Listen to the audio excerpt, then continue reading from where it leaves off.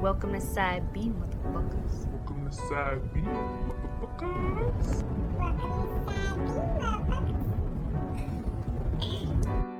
Hey, one rule, one thing, one rule, man, that shit don't change. Yes, sir. Real niggas do real fucking things. Real niggas do. Ay, there's only one code, one thing, one rule, man, that shit don't change. And yes, sir. Real niggas do real fucking things. Real niggas do real fucking things. Alright, I'ma keep it general just like the army. Most real niggas know most niggas phony. Your shadow got your back, huh? Just like your homie. That's why shady niggas will harm thee. Just ask Caesar. Brutus got him and caught him before his last breather. If that don't make you believers, then you'll learn. Honesty is a quality that will burn, but it's cool. And trust is a quality you will earn. You a fool if you think you learn all of the rules. Imitating imitation and they calling it cool. I know a little bit, but go ahead and call me a fool. While you sprinkle sugar on shit and you calling it food. See, I'm just trying to groove and you standing on the wall with your hands on your balls, making crab claws move. Trying to bonk at a dog, but I don't bonk. I just fall back till you think you winning, but you lost in the beginning. It was the night before Christmas, and all through the house. Nigga said fuck Thanksgiving. Christmas is about. What? I'm ready to just get to Christmas right now. I don't know why, but this Christmas seems like it's gonna be a good Christmas. I'm very happy with this Christmas. Cause you got money this year. You know, only people with money say that shit. I said this discussion with somebody else and said it straight up. It was like, yeah, I think Christmas gonna be good this year. Wow. You got money this year. That's why. You only say that when you got money. Only. I mean, yeah, I got a couple of ducats in the bucket. Yeah, nigga. You know what I mean? Mm-hmm. Great Christmas. This Christmas. But starting to feel a lot like Christmas. Man. I also like the mood people be in for Christmas. Like last year, I was broke, but I just like to see everybody else's mood. When I was working at the bar, every time we clean up, we playing Christmas music, and it's just, I don't know, people just in a better feeling. I mean, there's some niggas out there that, you know, listen to Christmas music before they go rob a nigga, but they only robbing a nigga to get a better Christmas spirit. You know what I'm saying? So it's just, I don't know, it's a spirit. Thanksgiving it used to bring that around, but once Big Mama died, it's like, the family don't be the same no more. How's that not the same reason for Christmas though? Cause it's like Christmas is just like the songs and all that. Like it has so much more added to it. Thanksgiving is like is family for sure, but Christmas you don't have to have family. You can have just a jolly old feeling of Christmas and be by yourself. You know what I mean? And have presents and sip, not go to parties, sit with your friends.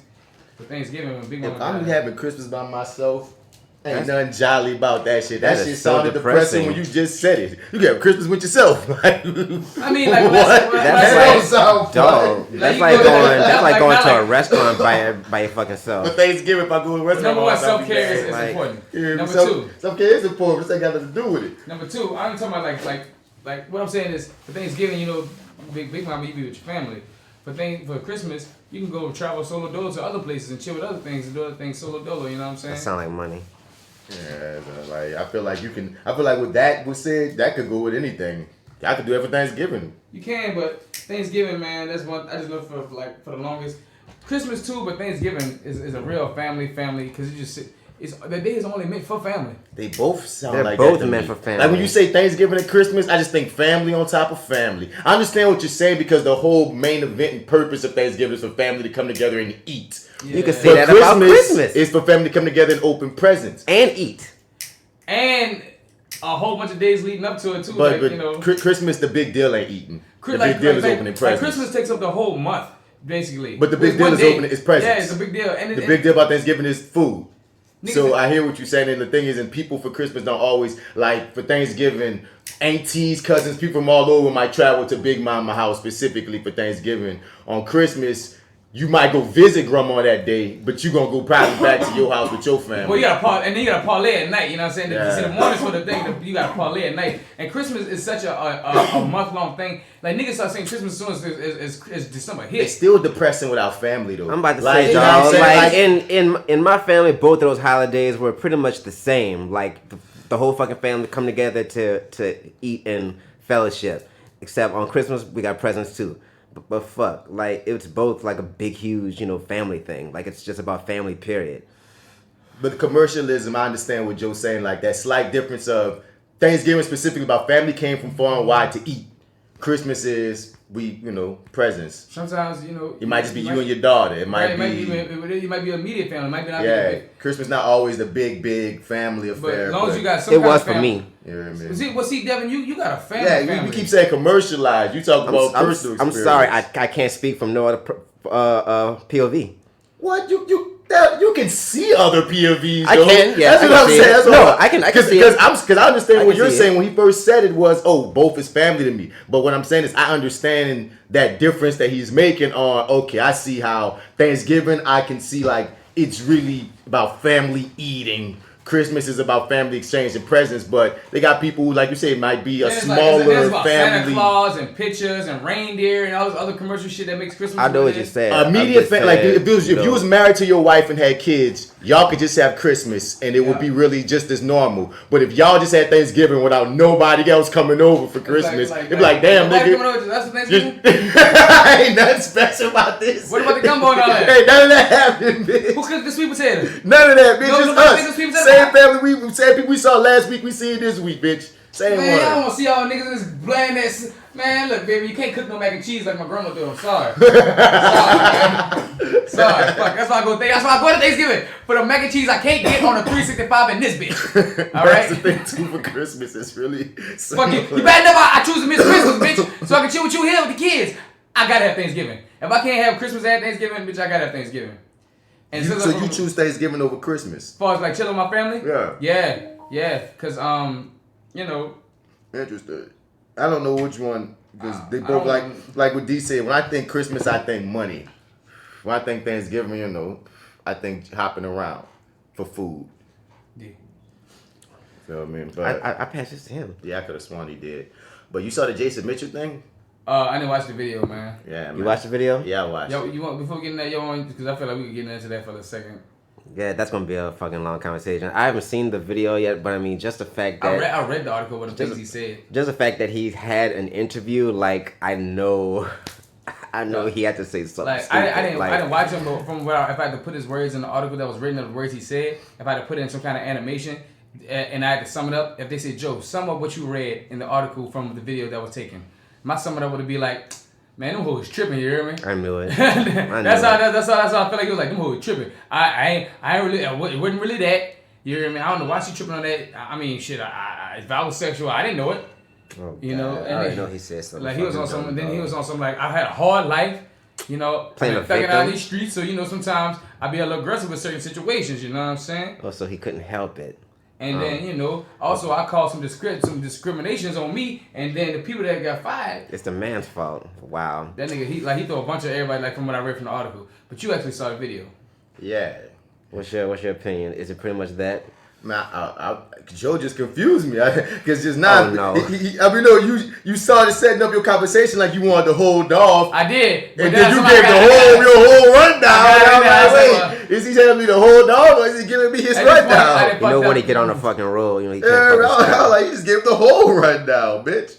But a lot of what Joe just said is very true about it. And I watched the video. That's the thing I learned today off of it. Like, I usually listen to Breakfast Club podcasts. Where they after they have their thing, they usually release a podcast with their interviews and this and that. One thing I did not know was that podcasts leave certain things out.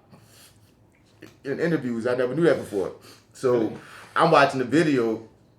And I'm like, I watched the whole thing. I hit the motherfucking end. Okay, there we go. You heard me? I watched the whole thing on YouTube. I'm just watching because as everybody knows, dog, when this shit hit, dog, this shit like pissed me the hell off. Like the whole story, the whole setup, being a black actor from New Orleans, like I really had strong opinions about everything that was coming out. You hear me? So when I heard, because they released his agent put on her Instagram because he went back to his original agent from New Orleans. Isn't that Tasha Smith Mills? Yes, he went back to her now. He had no choice. See when you go way back down to the bottom? Yeah, because I saw her post a little thing about him, and I was very surprised. Yeah. I was very surprised, but I'm going to stick with this black man. We're going to get it right. yeah, now. like I think just her, like I think that was just her being an agent for her client. And just like trying to find I mean, no. She's doing everything for the best. What I'm saying is, when I saw her post on Friday that this was going to happen on Monday, I was like, oh, I'm going to be very interested on Monday. It was interesting to see what he has to say. And it was a lot of deflection. That boy said, yeah. That boy said, you must have I heard about figured. them hoes that I beat up in my home. They wasn't telling the truth. You know they was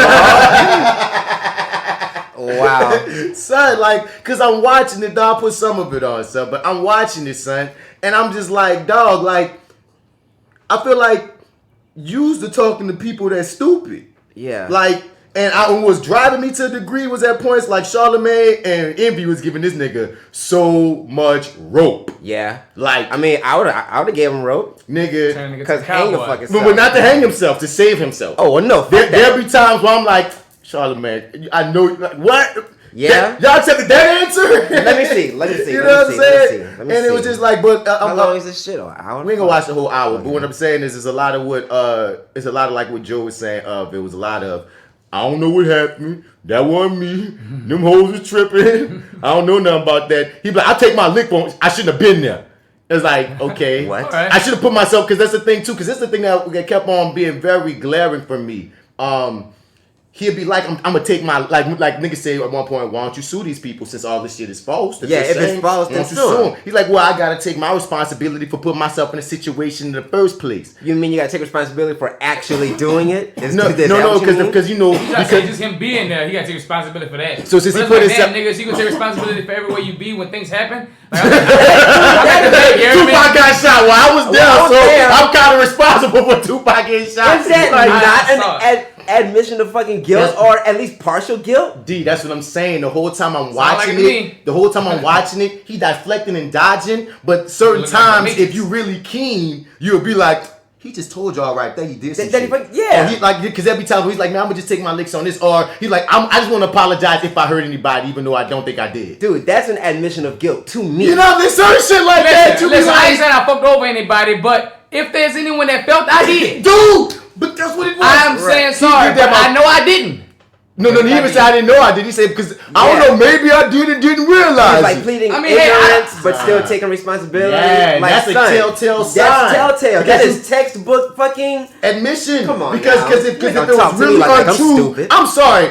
If this really untrue, nigga will say, we say this every time with almost every allegation. If you really felt wronged, ain't no nigga that nice. If that bitch lying on you, man, bitch lying on me. If that news publication lying, man, news They are publication fucking lying lying on me. Charlamagne, Envy the God. Boom. All y'all niggas. Angela Yee. Boom. They're lying. They lying. Like He it ain't ain't gonna never be nothing about. Well, I have to take any kind of lick for No, any I'm not fucking taking no reason. lick, dog. I didn't do shit. And then You one know of the what I'm licks he saying? put was on New Orleans. See, I'm from New Orleans, and you know we got problems communicating. No, I'm like, fuck don't the put it fuck on the out of city. you. Don't put it on us. I feel like that. Do not put You it on. thought I was on way out. Because no. you heard the other niggas saying, man, they don't know how to take our lingo, you know what I'm saying? When we so aggressive now. Son. I was like, nah, Oh, son. so we talking Women come about down here. linguistics now. We talking about And the thing that I said he was gonna do, he brought up, I'm seeking counseling for my mental health. Remember I told you? I told you. It's crazy. Oh my God, nigga, I told seeking you. counseling. I'm full of mental health thing. It's so mental. he threw Boy, it all no. out there while still not really answering anything. And he put it's the classic celebrity comeback bullshit, son. Too bad he ain't coming back. I'm not gonna. He I don't might. take it. I'll give him maybe a couple of years before he come back if he do. We'll see, man. I guess before we get in the video, welcome to the Fly with Bats Yeah, podcast, welcome, episode 90B. I Yeah, think. it's 90B. 90 side B. It's Side B. that actor guy, Martin Bats Bradford. You can find me at Mr. Bats. Spell that Mr. out. You ain't gonna find me. And as usual, I'm here with my brothers. What up? What's good? Scourge of the Shadow Realm. It's your boy D-Mac. Holla at me on Instagram at FrenchBraid.kid and my business at Your Dig Brand LLC. Shop at YourDigBrand.com. I got some new shit coming out. Hopefully tomorrow, maybe Wednesday. And yeah, I'm here. Live from the underground, Passe One. It's your boy AlphaJo, fresh out of the gumbo, still deep in the roux. And if you're out in the streets and you're looking for me, you can find me on IG, AlphaJo No E 504, Facebook, Joseph Alpha Man Pons. Man, I've been losing my voice a little bit, but I'm gaining my health back. Man, yeah, side B, eat a dick. Well, that was encouraging. Quite. But yeah, welcome to the show, y'all, man. As usual, we say, man, hit us up at flywithbats@gmail.com. We want y'all to be part of the conversation. No question, Anything man. that you got to say, any comments, any check-ins, anything you got to do, hit us up on that, man. We're going to run it. We're going to rap it, taste. We're going to talk, man. It's the Pothead Potty Mouth podcast is always here. Yeah, like, I comment, mean, you said a lot, you hear me? What I'm about to say, shouts out to, well, I'm going to get to that when we get into the scroll. But what else I had to say? Like, comment, subscribe. Like, comment, share, Like subscribe. every fucking person says. Yeah. Like, But comment, do that. subscribe. But do that though. Yes. But do that. But Man, do that actually shit because that shit dope, you know what I'm saying? I don't know why they saying this. Some of that shit might not be that dope. So if you don't feel compelled, don't feel compelled. Girl, all we want you to do is listen. Because once you listen, you're going to feel compelled. Right. And then do the right thing. Share that bitch, come talk to us. And hey, if you like the way we're running it and we like what you're saying, we might have you as a guest one day. You never know. And hit us up with them 5 stars on Apple Podcasts because it only helps. What that is? Is it a ghost? Hit us up with 5 stars, on Apple Podcasts. It only helps us get more attention, more ratings, and such of that nature. That only helps the podcast in general. Yes. Before we get into our festivities on side B, we're gonna pull out that scroll. Scroller. Yeah. The scroll is where we, shout out our, podcasts that we fuck with and ones that fuck with us too, man. Like the Your 30 podcast with the Arrogant Observer, the Black Actopedia, Lawrence J. Rubber Jr., and your favorite host, your favorite Marty. Marty Edwards, stay on Your 30 podcast. I don't know, boy, you said something very colorism-ish. Who? Arrogant Marty? Observer on the Arrogant Observer? Lawrence? Oh, Not Lawrence. Lawrence. Go to the boxing gym and felt get color. the way. I might gotta come to that box gym and box him up. I hope I can box him up. There was thank you for they've been reviewing the King Esther episodes as they've been dropping. King Esther been dropping on Issa Rae's channel. Go to youtube.com/Issa Rae. Episode 4 drops on Thursday. They drop every Thursday. That's my favorite episode, I believe, coming up. Might be. Episode 4 is coming up. Oh, word. No, I don't think about episode 3. 3 just happened. But they've been reviewing all the episodes and they have some interesting takes to say the least. But at one point, they got me confused with somebody else. And boy, L-Dub said, man, Mr. Batch, he looks like every other skinny, dark-skinned guy in New Orleans. Whoa. I'm like, hold up. Lawrence. Come on, Mr. Come on now. Our big light-skinned friend. You ain't got to say that all us dark-skinned guys in New Orleans that's looking like that. That's a little much there, boy. Lawrence, don't make us kick you out the light skin club for being racist like that. Dang, that's not we at all. don't tolerate that in the light skin club. We already let your ass in. I don't know if I like that. I have my feelings. You're 30. Someone who y'all guys sick of. I have my feelings. But anyway, still listen to them because they're not always saying colorist. I got people thinking they're colorists and shit. Nah, fucking with them. They're colorists. But the Misbelief Radio Show. No, they're not, y'all. Listen to how they're colorists. Welcome to the Your Colors. The Misbelief Radio Show. That boy Marty gonna come over. He come over in a couple of hours. I'm gonna give him shit too. The Misbelief Radio Show podcast with DC Paul, Oshun Lilith, Lady O as we call her when she come on here. Malik the Historical Geek, Fat Girl Nola, J Steele, and us. You know what you just said? You just kind of said Hoshun, and that kind of made me think of Hoshun, that Chinese restaurant. Yeah. You hungry, ain't you? Ain't had Chinese food in a while, A while. That's tragedy. I'm sorry. Let's keep going. The RewiewingDAT show on this feed with Marty Edwards and Jay Steele and me. The Acting Wild Black with the Arrogant Observer, Black Actopedia. The On the Lake podcast. On the Lake. Woo. Where all the protagonists. Chelsea Me, Sleeping Beauty SB, and Fat Girl Nola. Frankie Cola. Frankie Cola. Yeah. The We'll Figure This Out podcast with Jay Skills, Lito the Garden Kiki. Sugar Sass and Sarcasm podcast with Coonye and her sisters. It's not for Mrs. and a Mic podcast anymore. It's the Mrs. and a Mic podcast now. Oh, all right. And they invited us to come on to do the crossover, come on their joint. Oh, Can yeah. we bring weed? I mean, I guess I don't know. I doubt if that's a weed smoker's I don't know. environment. I don't know. I guess when she hears this, she's gonna be able to let us know. Yeah, But please let us know. Contact Give us some edibles or somebody. something. right now, my schedule's pretty locked up. I told I'm free on Sundays, and they was like, "Well, Sunday's the best day for them." So one of these Sundays, Okay, all I'm right. gonna get up with the Mrs. Cool. No longer for Mrs. The Mrs. I don't and the Mic think I- podcast. Hey, look, check this out. And I know we on mic, and I should be saying this, but let's do it right after Thanksgiving because they're gonna have food in their fridge, and they're gonna be wanting to feed us because they want to get it out their fridge. So let's go after Thanksgiving. How are you just assuming I'm gonna that say people these is are gonna women be with their families. husbands? They probably gonna give it to their husbands husbands who says and that? and Man, younger children. listen. They trying to get their food out their fridge because that turkey will stay in that bitch for like 2 weeks. This And nigga full on plotting on people's households. On food that ain't even cooked yet. Man, Or hospitality that ain't even guaranteed. I expect to eat some of y'all macaroni This nigga here. and some of y'all sweet potato. The 50420 podcast with Sam the Magic Man and Zeke. Smoke some Zeeks. The home video hustle. Home video hustle. You know, shouts out to homies Brent and PJ. And That's it. I'm gonna shout out this podcast because they just came back for season 2, so we're gonna give them another shot. Who that is? The Living Really? Millennial. Oh, in 2000s kind of world, I'm glad I got my... Back to these old content. fuck-ass niggas right now we about to talk to about who is these niggas, who's next? We got no other niggas to talk about, so check out all the people on the scroll, man. Welcome to Side B. On Side B, we usually get into that. We started off with that ETOUFEE of the day. Well, we get to, a little heavier topics than we usually like to, do on Side A. Side A is a little lighter, normally. We be slipping. Side B is where we get into some shit. After that ETOUFEE of the day, we get into that dose of NolaMurica. That's that friendly reminder of just where we stay and just what the fuck we be having to deal with. Ouch. Yeah. Then we get into that no, huh? Bitch, I know you're lying. That's when we look at all the crazy shit happening out there, outside of this 504 bubble, you heard me? And after that, hero highlight. I really want you to do a different run every time. I can't make a promise, That's very enjoyable for me. but I definitely keep it up. Hero highlight. When we take the time to highlight, someone's doing good in the world. You got it. Pure deep fuckery. Fuckery. All type of fuckery. Ooh, this weed's some fuckery. Yeah, boy. You like, yeah, but then we tell you holler for the next couple of couplers. That's what we tell you to do. Okay. But without further ado, we've had enough of duais.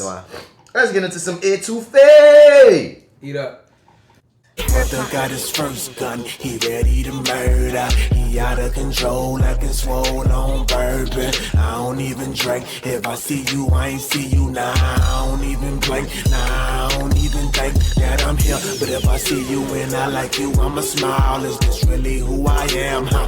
Then versus now, life is too wild. This shit is out of hand. I'm just trying to live, but y'all don't give a damn. I'm just trying to be cool. I don't wanna lose my word, lose my mind, lose my spine, lose my shirt. But if you know me, then you know I go berserk. Then you know I go berserk. Then you know I go berserk. Head first, I'm just shoving.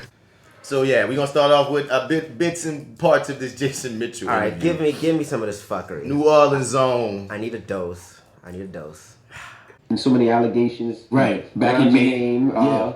They said you were fired from the Shy and Desperados. Right. They said UTA management dropped you as a client. So what's going on? Well, it was so. What happened? Because they say allegations. And when we first heard this, when we saw everybody just back away like that, when everybody drops you, I'm like, okay, what the hell are we about to hear? Right. What were the actual allegations? Well, to be honest, I'm not 100% sure what the allegations themselves were. Mm-hmm. Right but out I can't the tell you gate. what happened. Right out the fucking gates. Not even 10 seconds into what the fuck this nigga's talking about, dog. Already, dog. Mr. Bass, is that not an admission of fucking guilt, dog, in the most passive way possible? So I'm on this radio. I don't know what they got against me. This woman said, this was a tweet I saw on Twitter, and she said, there is no way that you're the star of multiple projects and they don't explain to you why they're letting you go. You're the star. You're not like, day player number 3. No, you are the cash cow. You're the lead. You're the one. You're the lead on the movie project and the TV project. Yes. And you're telling us, like you said, out the gate, I don't know why I got let go. To be honest with you, I mean, Nigga. I could think of some things, but I don't have no real facts on it. They gonna have What pisses me off is that, son. Damn, we ain't even. I think I'm pissed already. You didn't even. Did you not already have a response for that question? This is his response. Ready? Let's see what it is. This is his response. What happened was, with Desperados, we were in pre-production, and I went out with a coworker of mine, and she got drunk. Mm-hmm. And, being the person that I am, I felt responsible, to make sure she got home, because they're already telling us, like, don't take the Ubers, don't trust these people, don't jump in a cab, don't do any of that. You know what I mean? We're in Mexico City, and we're in a foreign land, and we should stick together. So I was like, okay, this isn't where I leave her, Mm-hmm. So I made sure she got home, and the next day, it kind of all slapped me in my face. You know what I'm saying? Mm-hmm. Because I'm not sure if her and her significant other had a situation because I did FaceTime her boyfriend to figure out like how to get there and how to go about getting her home. So you FaceTime her boyfriend because you wasn't doing anything with her, but you was like, bro, I need to get home. Where am I going? Exactly. I actually had a girlfriend at the time too as well. So I felt like I was doing the right thing. But the next day, they canceled rehearsal and everything, and they came to me and they were like, Jason, we need to talk to you about this activity that went on.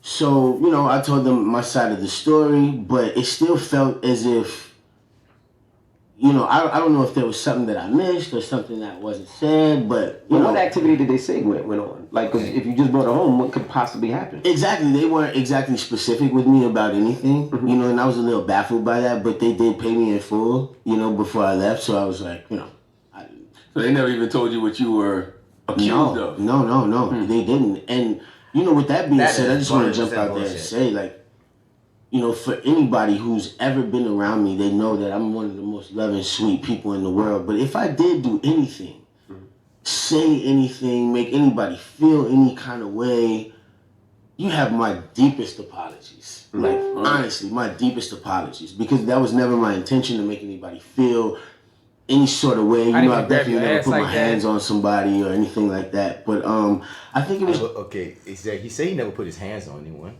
So it's not the ass grabbing necessarily. That's what he has admitted to. You're saying DD got the thing. Dog, like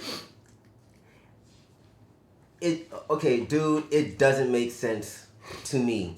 It seems like he's trying to lean on the fact that he's ignorant to what the fuck is going on. He keeps on saying he doesn't know why they dropped him, and I feel like that's like a real that's like an ultra cop out excuse to where you really don't even have to address what the fuck happened. He said all he did was drop old girl off at a house, and then the next day he get to work and he's getting accused of something. That does not make any sense because why would everybody up top drop you when if all you did was just drop off somebody home? You get accused of something, you're not gonna fight that. You're just gonna take your money and roll out. You're not gonna make a big deal about that. Yeah, how can that get misconstrued into any kind of personal or physical assault on someone? He still got paid. He said he paid me in full. He got paid. It's just sort of a series of events that led to things kind of being weird between us, if that makes sense. To the young lady? Right. Mm-hmm. What's this series of events? We never know. And, I think that Netflix just kind of made an executive decision to send me home. Did you drop her off to her boyfriend's house? No, actually her boyfriend wasn't in town yet. Okay, gotcha. Yeah, and we were kind of staying in different places or whatever, so, I just made sure she got home. But, other than that, nothing really happened. Nothing really happened. With the shot? The situation with Tiffany Boone? Well, it's crazy because there was actually no situation with Tiffany Boone. Shout out to Tiffany Boone, by the way, too, because she is... she was put in a position, because this lady, Ayanna Floyd Davis, she did come out and go to the Deadline and made a statement for Tiffany Boone. Also, I guess, said some things about Desperados. And she had a lot to say, but she was the only person that ever made a statement at all. Mm-hmm. So I was a little taken back by the whole situation that happened, but the actual reason that I got let go was because that Disney saw what was going on with Desperados, and they just bought Showtime. So they decided not to pick up my option. And then, of course, I've been on the season I've been on the show for was about to be 3 seasons. Mm-hmm. I was nominated for an award, so, I was asking for more money and all these different sorts of things, and they went down to do it. He said he got let go because he wanted more money as the star of the show. I've never heard that ever happen. We have 3 seasons, successful. You're winning awards. We're getting good press. We're getting attention. They're not going to drop the star of their show because the star of the show asks for more money. They usually accommodate the stars of the shows if they're feeling satisfied with the work. If they're never going to get more money out of it by 3rd season.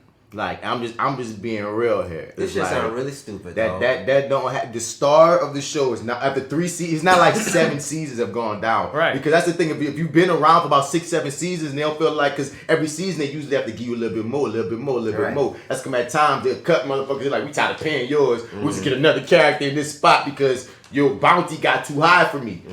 3rd season. Yeah, I wanted some more money. What you asked for, $1 billion, nigga? Son. But listen. They said they was gonna give me 80,000 episodes every 3 episodes. I said no. I need $100 million. That's what you said. Because That's how you Dr. the fucking name is? Evil. You Dr. Evil? Fuck out of here. Because that's the thing, that was one of those things that I just he said it and I was like, wait a minute, dog. Like, normally they'll try to work with the star of a show. And the one thing that bothers me about this entire interview is that it's happening outside the realm of things that we know, such as you didn't bring up how you got a black guy during King Kong because you got a black guy during King Kong because you had a drunken fight at a bar, so they had to have a freaking handler with you the entire time. Son, the fact you had a handler. Yeah. The fact that you had a black eye, you know we gotta shoot your face. Son, the fact that you gotta fight. Listen. I can't say what went on in that bar. Right. But I can say this. You know what I mean?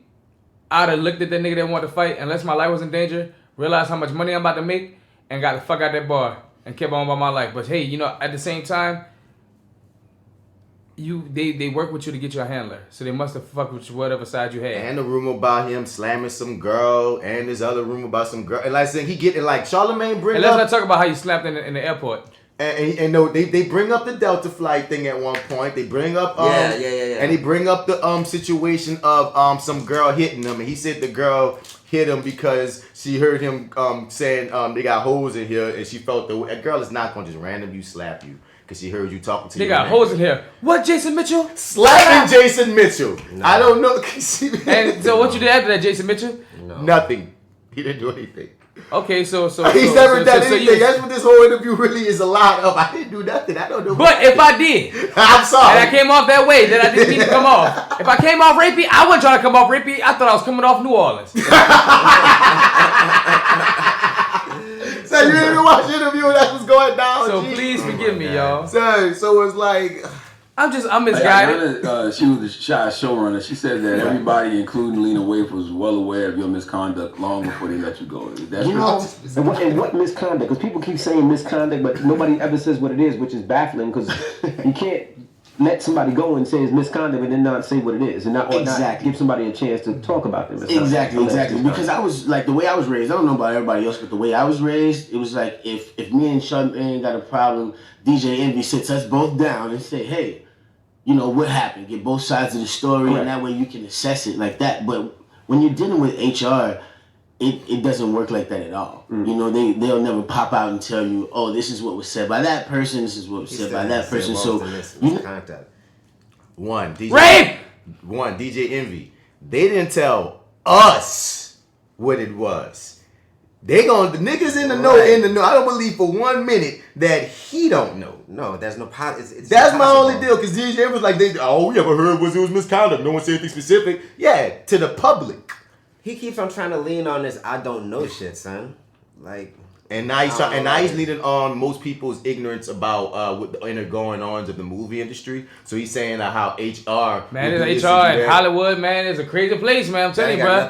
You know what I'm saying? Yeah, I understand why Martin went crazy in the dogs. They make up all type of lies about you, bro. I swear to God, Hollywood. Listen, I ain't saying Hollywood ain't a crazy place. And because number one, anytime you're dealing with the higher ups of anything, it's gonna be a crazy place. Right. But for you to pull this card of like, yeah, man, it went to the top, and they said we don't gotta tell Jason Mitchell a fucking thing. We just gonna fire his ass because this is we can fire you at will job.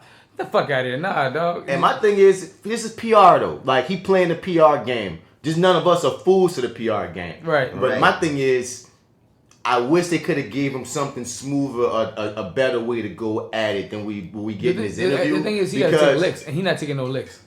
He ain't taking the right licks, because at a point he gonna take these broad ass licks. I understand what you're saying. Like, dog, broad licks are not taking your licks. You know what I'm saying? That's just a Passover, you know what I mean? Yeah. That's just a I said I did it kind of thing to say I did it.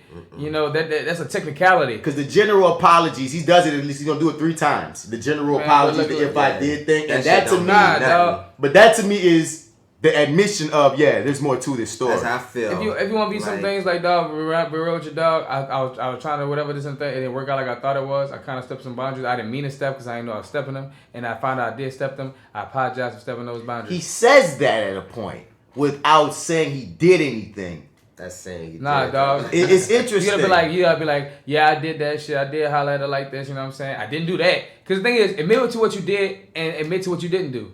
You know what I'm saying? Like, say you didn't do it and say you did do it. He admits at a point to losing his temper and having an argument. It's like, it's really interesting. Because the thing is, we Who know you have an argument with? See, the thing Who the is, fuck he don't? he had, and that's another thing too. A lot of people have often said he high-headed, and he had a point like, yeah, because Charlamagne asked him about his mental health. He's like, yeah, man, I've been seeking therapy for that and this and that, and he might have been, because he even shout out somebody I know, like my first director in this play, it's a mass thing, Miss Tamika Bob. She's also a doctor. He shouted her out because I guess that's his therapist, and I was like, oh, shouts out to you, Miss Tamika Bob, get it in. Okay. So. You know what I mean? He's most likely getting therapy and that's that. But once again, we said from jump, like, he better. Like, that's your way out, dog. If you play a PR role, you better get therapy, you gotta play the therapy role and actually get it if possible. You know what I'm saying? And so I'm not hating. Like, the thing is this. I'm split on the level of, on one end, business-wise, I see what you're doing, son. I see how you're trying to play it business-wise. So I'm trying to respect your hustle. But then I'm like, I wish they would have gave you a better way to play it. Yeah, but then on the other side, I'm still like, nigga, I feel like you talking stupid to me, like nigga, like we ain't we don't see the script. And a lot of people see the script all over Twitter, all over line. No one's believing anything he's saying, even and that makes it worse. And that's what makes it worse. The thing is, those people that don't believe the script, that put it in paper, they're the ones who are gonna convince the masses who that you thought you had, but you got these other people who is that smart out here who writing for these people. Like, people look for Madame Noir and all that for those kind of stories to come out. And these simple headlines gonna get people to understand all the dump before they even have to read the article.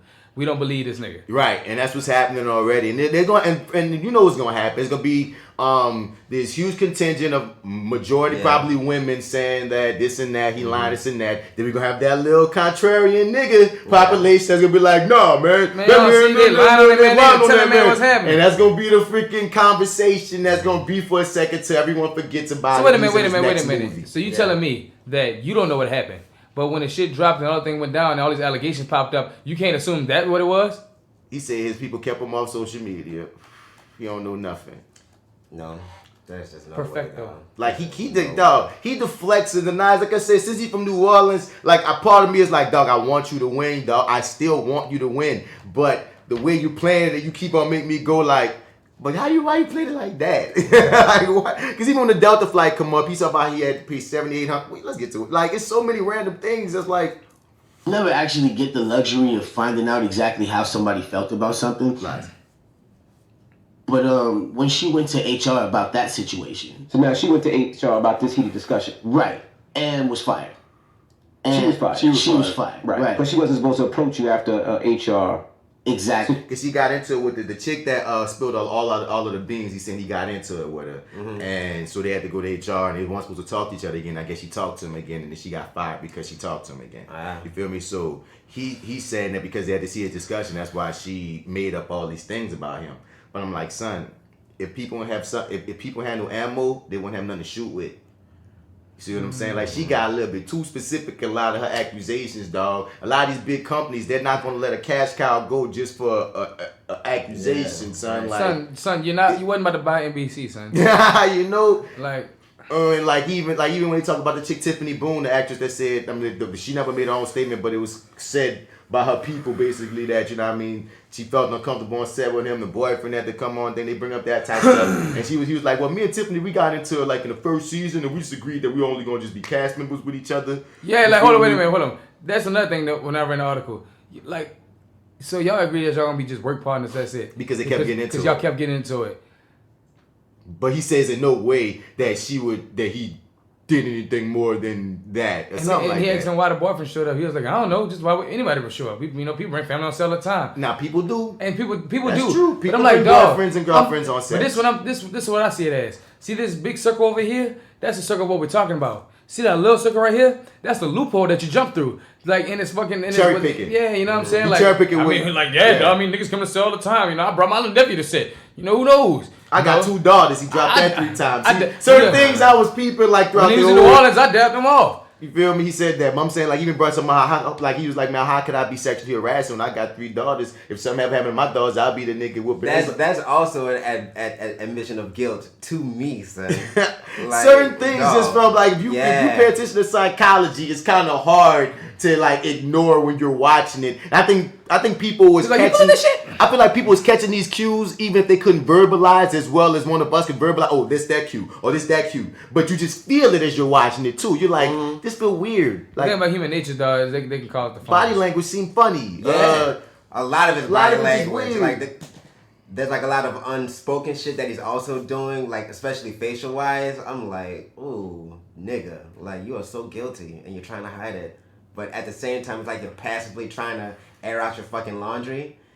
Like it's just coming off weird. Like it just comes off totally fucking weird. Cause it's an art to tell people enough and not tell them nothing at all. And I think that's what he really trying to do. He's trying to line that shit. And I'm not trying to hit on that aspect of it because my nigga, if you trying to get your career back, you gotta hustle that shit. Mm-hmm. But my nigga, you're not doing the best job because everybody looking like, what the fuck is he talking about? Like, you know what I mean? It's like what Joe said, like, for this to work for real, if you was accused of 5 bad things, you gotta eat 2. Dog. You can deny 3 and eat 2. You better pick the realest 2, dog. Pick the ones that you know. If you don't eat them bitches, you really fuck. Honestly, Joe, real talk, it don't matter what 2 you eat because the sensational headline gonna be about how much. If you really take them 2, you can make the 3 act like they never were. Depending, you know what I mean? Depending on how you play, how you take them 2 is what I'm saying. How real? I don't know, dog. Like. Because you can take you can take a lesser charge, but in a real ass way to make that less charge seem like it's realer than it is what I'm saying. You feel me? Like that's we gonna call that. We gonna call that. That's finesse. We gonna call that. We gonna call that. I think you're right. I think you're right, but I don't think you can. Well, not that you are, but let's not discount likability politics also. Likability politics is very much a thing. Charm is very much a thing. You know? That will add into people who fuck with you or not. They got 2 different people could come with the same script. Yeah. And people will take it very differently depending upon how they feel about each one of them motherfuckers. Exactly. You feel me? Mm-hmm. So he already had an uphill battle. It's just when you're on an uphill battle, when people already think you're guilty, they can't feel like you're lying too. Yeah. And that's why I'm saying, like, if you would have just took some kind of lick that really was like, damn, he ate that one for real. Not a general lick, because that's what he gonna keep doing. He takes this general thing off. He's like, anything I might have done, anything I might have said. Maybe he takes a lot of general licks. Right. But no, if he was like, nah, just man, be explicit I shouldn't have something. I shot my shot at this chick. I was out of line. I was being a rookie. It was a dumb mistake. Mm-hmm. After that, I ain't shoot no more shots after that. But that one I knew was probably crossing the line and made things weird with us after that. And I was da-da-da-da-da. And I know better. I know that one professional. And they were like, damn, well, he admitted to shooting his shot. You know what I mean? So some of the other shit, well, we might not care as much if the boyfriend had to come on set. He admitted he shot his shot. That's the news. You know what I'm saying? That's what I'm saying. Shit like that. If you pick what you gonna be real about and be honest as fuck, people will just be like, damn, you so honest about those 2 things. Right, if you lie the rest of the way, they just gonna believe the lie because they're like, well, he kept that so he kept it so real, dog. That man said, look, I tried to holler at it, you heard me, and I fucked up. Right, bro. That was a total scrub. Nigga be like, man I've been there. Right. You fucked up, you heard me, but it happens to the best of us. But we remain vague. You still let people color in for you. Exactly. That's the whole thing. When you are still vague, like that's the exact thing, son. Vague shit, like I feel like that's automatically, if you're not guilty, that's a high percentage that you are fucking guilty. Like I will give you the space for it to be not true. Yeah. But I feel like when you are truly like not guilty of anything, you don't have to be fucking vague about nothing. You ain't got no shame in your game. Everything is very, very, very flat and direct. Yep. Like blunt yes as fuck. and no. If I didn't rape her, I'ma say, Charlemagne, I did not rape this woman. And here's fucking why. Because I was this, that. If I did not murder him, I would be like DJ Envy. No. You know why? Check this out. I wasn't fucking there. I was in my house playing fucking Xbox Live or whatever the fuck. You know what I'm saying? Like, come on, man. About the Delta flight, he said he paid $7,800 to catch this flight to see some fight. And everyone's like, what the fuck you mean you paid $7,800? Like, that don't even sound Wait, to see some fight? I thought I was going to see a gig, to do a gig. Because when you was talking about on the plane, you was talking about doing a gig. He was trying, it was a round trip. He was trying to get back because it catch this So gig. wait a minute. And he didn't want to be the nigga coming from Las Vegas knowing he had to be the gig late. And he was flipping out on him because he felt they double booked him. And it was like, well, son, we ain't got no more, like we ain't got no more space. You got to see somewhere else. And he was feeling like, man, you trying to play with me, trying to make me sit somewhere else when you double booked me and I paid all this money for this thing. And that's what he was saying, you know, why he flipped out and cursed the people out instead of just getting it rectified. Yeah, later. dog, you get it dog first. But I remember the original story was he missed his first flight. If I remember That's right. what I heard. That's what I remember reading. I don't kind of remember what. Yeah, I remember the that nigga missed his first flight.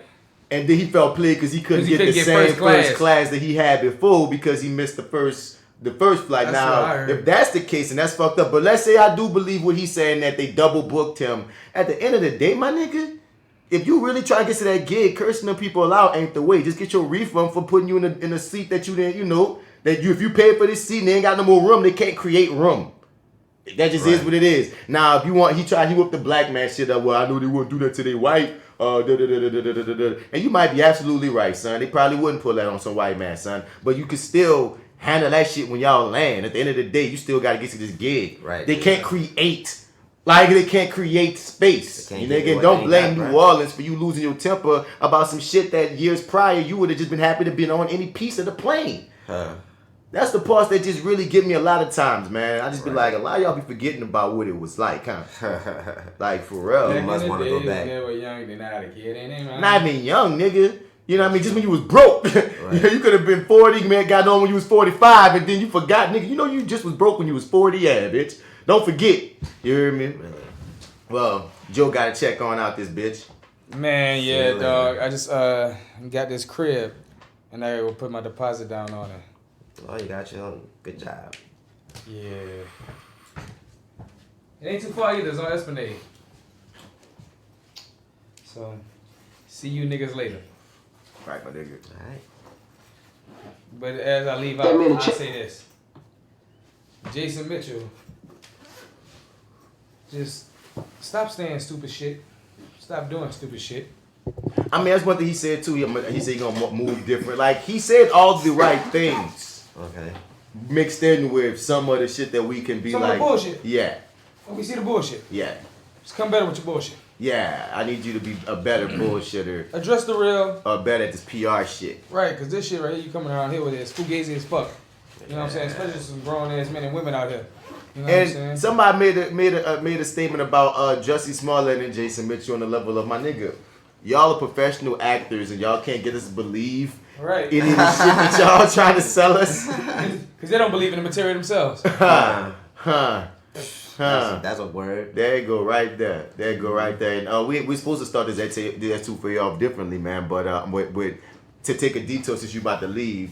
Rest in peace, John Witherspoon. We didn't say that. My brother. Yeah. My man. Shit, dude. Dog, we gotta hurry up and do that thing I was telling you about, Lost man. him. Yeah, we lost a great one. Yeah, In that was 77, great. I believe. 77, span generations, man. Cardiac arrest was what they saying it is. Word. Yeah, man. So his heart went bang, bang, bang for the last time. Dude, and he still was doing projects, man. Yeah, he was in the middle of shit. Yeah, son. So that's just so unfortunate for his family. That's so unfortunate for anybody working on any of those projects. Right. My condolences to the whole everybody. situation, dog. It just seemed so out the blue. When I saw it, I was like, wait, Pop? Like, cause you know, you gotta check a couple of sources these days when you see shit like that. Because Pop was dead 10 years ago. Let the media tell it. Dog, I bounced around and saw a few. I was like, oh, he really dead. And that just like hit. When I saw it on the real news, I was like, yeah, it's over for. What they gonna do about him on Boondocks? I wonder. Hopefully he shot everything he had already. No, he hasn't. Well, then that's it. Dog. He got to die on Boondocks, and things gonna happen with the family. That's gonna be the new story now. Boondocks? They're gonna have to. So then they gonna still need an Elder States character. They're gonna bring somebody else new in. This is a whole new character. Yeah. Because like you can't. Like Pops was John Witherspoon. Like it just was too. Right, that was perfect. Like it was perfect. If you get an impersonator, people gonna be mad at the impersonation. You can't do it. Have the character anymore. And if you get a whole nother actor, we gonna be like, that's not the right vibe. Yeah. You gotta have somebody else that's gonna come and fit in. The story's gonna have to change. They might have to end it. They might gotta end Boondocks. They can't. They got a contract. They got to do 2 seasons. Well, they're gonna have to come with another character, but they can't do anything with a Pops impersonator. Like that's just not gonna. That's gonna be lame. They're That's gonna take the show all the way down. Yeah, they're gonna have the Pops funeral. Probably gonna be the first ep of the new season, and then they're gonna show off like who they're gonna be staying with now. Uncle somebody. I don't know. Oh, what if they got to stay with Uncle Ruckus? Fuck no, not Uncle Ruckus. That would be crazy, but I think like that wouldn't be a bad idea. Honestly, just on some for like material. There's a lot of material could come with Uncle Ruckus. He's half the season. You can do that. You can write it half the That's season. a whole lot of That's a lot of material. But if it wasn't Uncle Ruckus, I would be open to. He just got to get another like legend to play a new character. Yeah. Just another Eddie Murphy legend. come out of nowhere. Something like that. Another Sam. It's Of gotta course, be Sam like already been on the show, another but you know what I mean. Another Yeah, legend. another legend. I don't know who that is, but No, y'all gotta go hunt for that. Yeah. But just know that will be the way to go. Yep. Hopefully, y'all already thinking about this over a blunt. Uncle such and such is the new whomever, and they got to be legendary or else. Like, damn, I wish Paul Mooney wasn't in that shit. He would have right. been Oh, great. that would have been crucial. But he ain't in this shit now, man. Right. Plus, I've heard he Paul. having like Alzheimer's, like brain issues and shit. Yeah, Bro, getting old sucks, Yeah, man. Let me tell you right now, dog. Getting old suck ass. Yeah, man. Yeah. Total and utter Get all the fucking and sucking while you can. gluteus. Thank you, John Witherspoon, for all you done. When my love goes bang, bang, bang, you better run. You sweet little thing. 'Cause when my love goes bang, bang, bang, it's gonna be you and me again. My love goes bang, bang, bang, you better run. Yeah, man. You sweet little Yes. As AlphaJo exits the building to Right. handle his business Musically. and such. Yeah, dude, like it's interesting. I'm more like this interview just happened just recently. I'm just curious to see where it goes back because people are already tearing it to shreds, and I'm curious to see what the people he spoke on like. What they gonna say after this? Are they gonna stand by a story? Cause like he still tries to claim Lena Waithe as a friend. Lena Waithe said, "I'm not gonna ever work with you again." Like you know what I'm saying? Yeah, right. I think you pretty much said it earlier when you said that, you know, most, like, I'm sure, you know, most of the women are going to be like, nah, fuck what you talking about. And there's going to be some dudes trying to ride for him, like, you know, he ain't guilty, blah, blah, blah. And then that's going to be what actually happened. And, I don't know. I think it's going to be very difficult for him regardless going forward as far as being an actor. Like, just... Your rep is a lot, man. Yeah. Like, it's really a reputation, who you know, who wants to work with you kind of fucking deal.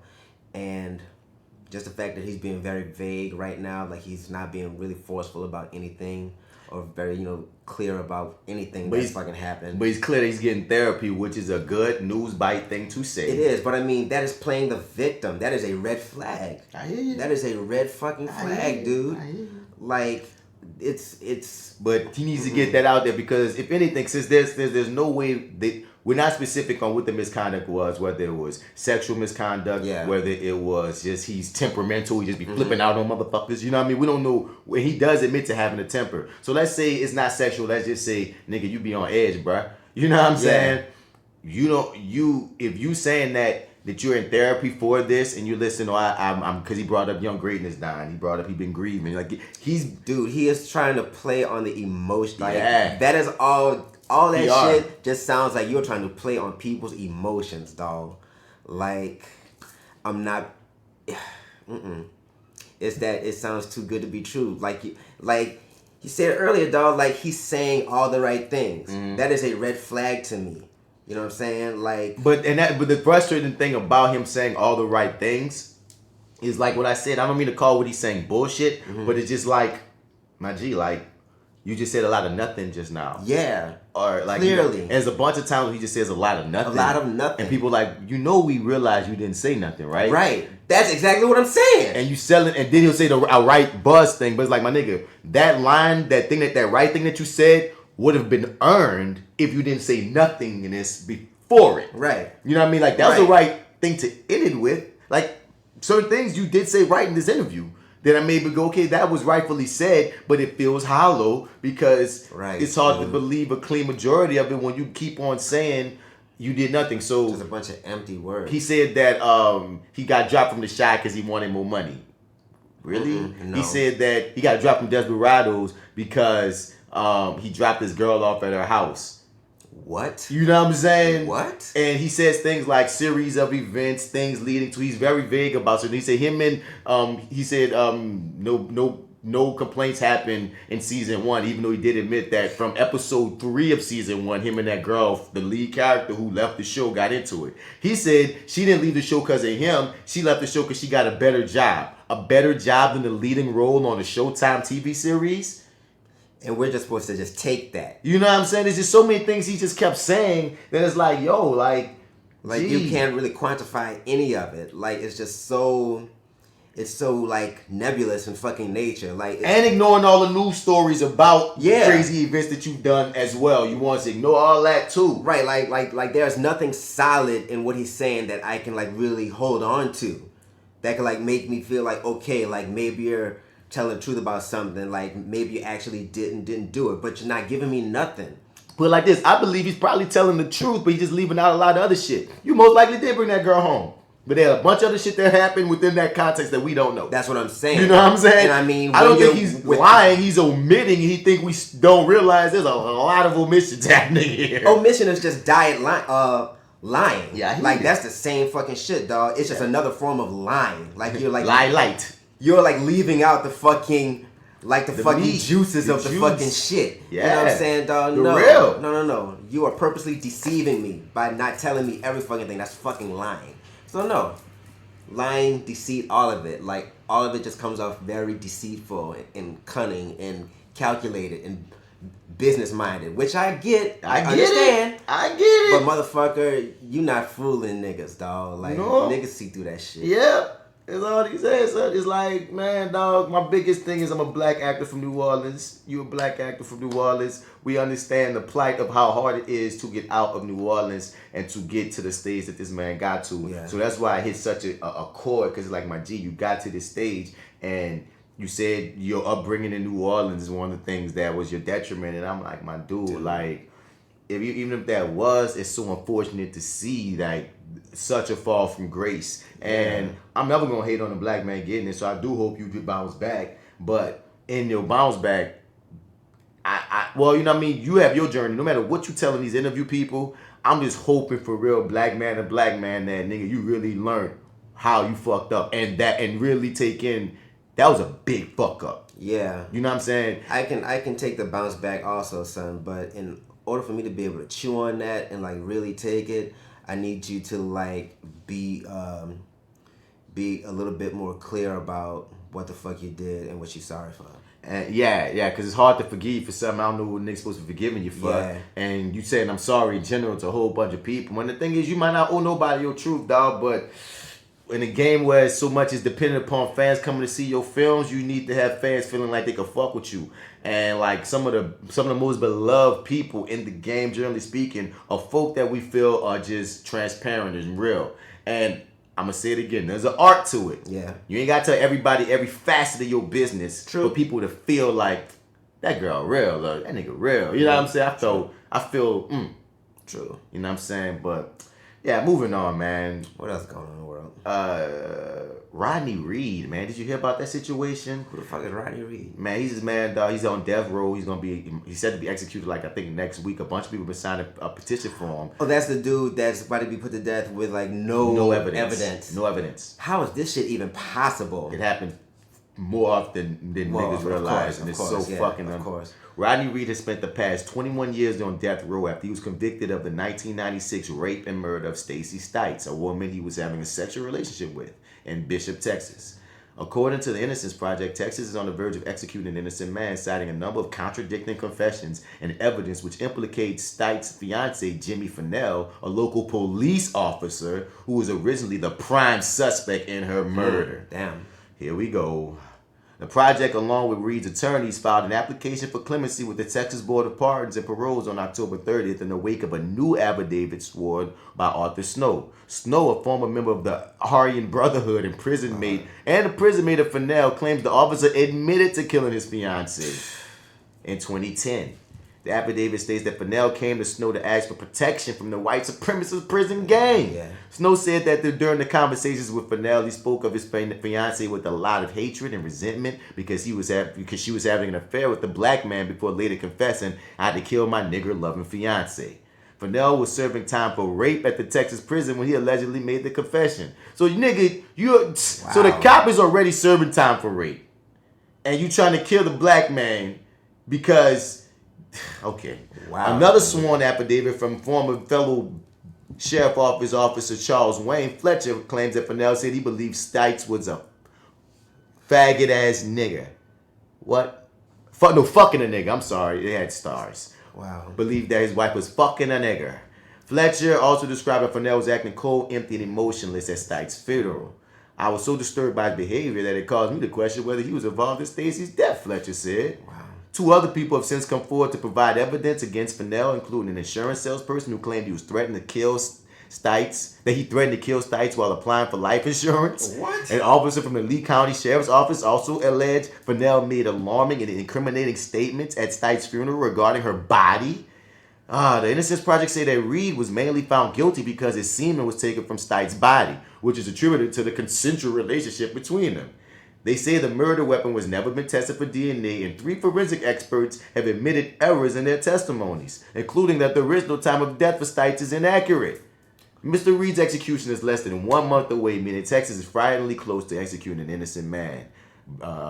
Between medical and scientific evidence and multiple new credible witnesses, the original case trial has been completely disconstructed and disproven. Wow. It should be clear to anyone who looks at the evidence. This is crazy, and what's even fucked up is this. Not only should he be getting killed, he's already served time. Mm-hmm. So time of your life is gone because you was just having sex with a woman.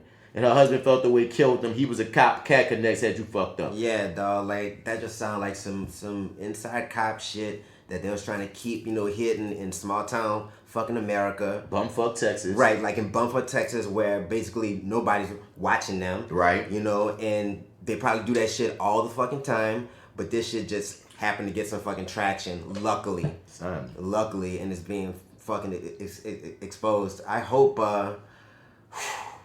they do something or do some kind of investigation on the evidence, because you can't send a man to jail just because his semen was inside her. You ain't got no admission from no accusation from her that he raped her. She got killed, so he just raped and killed her. Like, you have no facts, no proof that he did anything violent, just that his semen was in her. They just had a nigga close by, so they just took him in.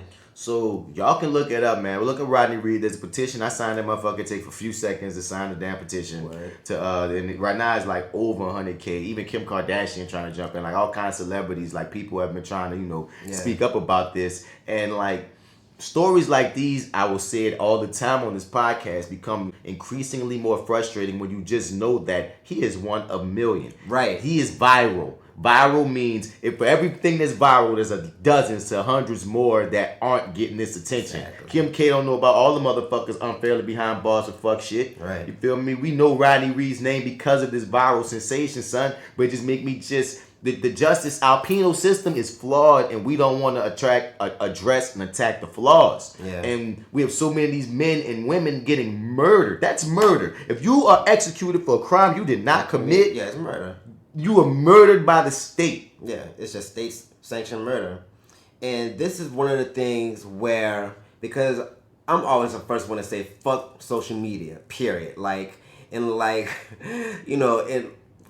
about 60% of me that feels like it has just fucked us up in a lot of fundamental ways, but also it's just done all these amazing things. Pause right quick. And everybody listening, I need you to go follow Devin McCoy on Facebook, because he don't fuck with social media, so it's maybe once a week he puts this asshole ass fucking statement up as his status, and it's always some hilarious shit. If you like cynical shit, it's just so funny as fuck. Y'all throwing up there boom, yeah. Follow me, fuckers. So go follow my dog. But I'll give you a little bit to chew on. Yeah. I be joking. I this nigga came out his whole shadow of the world. Right. I just went back in, and I'm gone. Like a fucking shadow in the night. Just slide your drawers off and I'm out of there.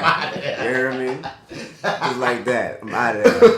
But you said some amazing things have come about. Yeah, but also, social media has really been, it's made a lot of impossible things very, very possible. And when shit like this, we can find out about things like this and actually take action to, help more and more fucking people. So, shout outs to the petition starter, whoever started it, you know what I'm saying, and put some light on this, because somebody actually used social media in the right fucking way. And they got a lot of dead bodies. Think about, I often say, life before social media, because we know more about these killings and more about these beatings and more about these issues, as you said, because of social media and the dawn of the internet. It's the fucking news now. We go back to the 80s and the 70s and the 60s, there's so many dead bodies that got no justice. Yeah. Son. Yeah, legions of them. Deep. Legions, nigga. That shit scares the hell out of me, dog. Because, like, small town America is, like, the biggest country. Bruh. It's the biggest country, dude. They have their There's own only rules. There's only a few major, like, cities. Yeah. But most of You the can name country is, like, it's, like, countrified. Like, it's smaller fucking towns and, pockets of people and shit. Where, basically, they do whatever the fuck they want. Yep. We learned that. Remember that time? It was like maybe a year or so ago on the podcast where we looked at the percentages by race of all the country. All the states. Yeah. And you really look when you get to the cities, you really realize, y'all, when you're raised around nothing but black people, or when you're in a majority black city, it will skew your mind as to what's really out there. Yeah. Most spots don't have black people. Yeah. Like, it's like when people say, we're only 13%, that's a lie. We have to be at least 30. No, nigga. Nah, dude. When you really get, like, I don't think we're 13. We might be closer to 15 because not everybody do census and shit. So, you can allot for some discrepancy on that fucking 13. But guaranteed, dog, we're not up as big as much as you may think if you've been living in New Orleans or Atlanta or Houston or, spots where you see black people all the goddamn time, dog. Right. Those percentages was downright scary because when you look at, dog, this town only has 2% black people. Right. This entire state only have 7% black people. When you think about what it must like to be black in those areas, like, you stand out like a motherfucker, dog. There's so many ways it can go, dog. Yeah. It can go on a level of where you don't even know your culture that well because you have no representation there. You hear me? Or on the flip, you could be one of the blackest motherfuckers ever because you do know your culture. And if you that woke, you hate it. You in the depths of every white privilege. Yeah. You know what I mean? No matter what, for a black person living there, is either by ignorance, you don't even realize you're getting fucked over, and that's the worst kind. You in the Matrix, or you outside of the Matrix. And that's the worst. Pissed off. Oh, God. Because you're aware of the because you know the fuckery. So son. Yeah. And it's way, like you said, that's the largest parts of the country, son. Yeah. If you're a minority in this country, black, Hispanic, any of that shit, dog, Asian, look up the by race, the census, the percentage of how many people are in each state.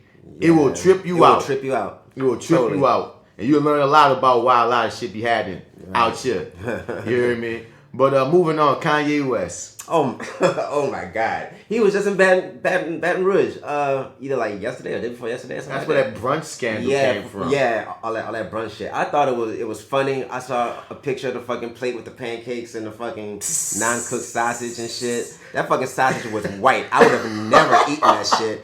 Y'all motherfuckers, like, let me go ahead and just put this on the fucking record.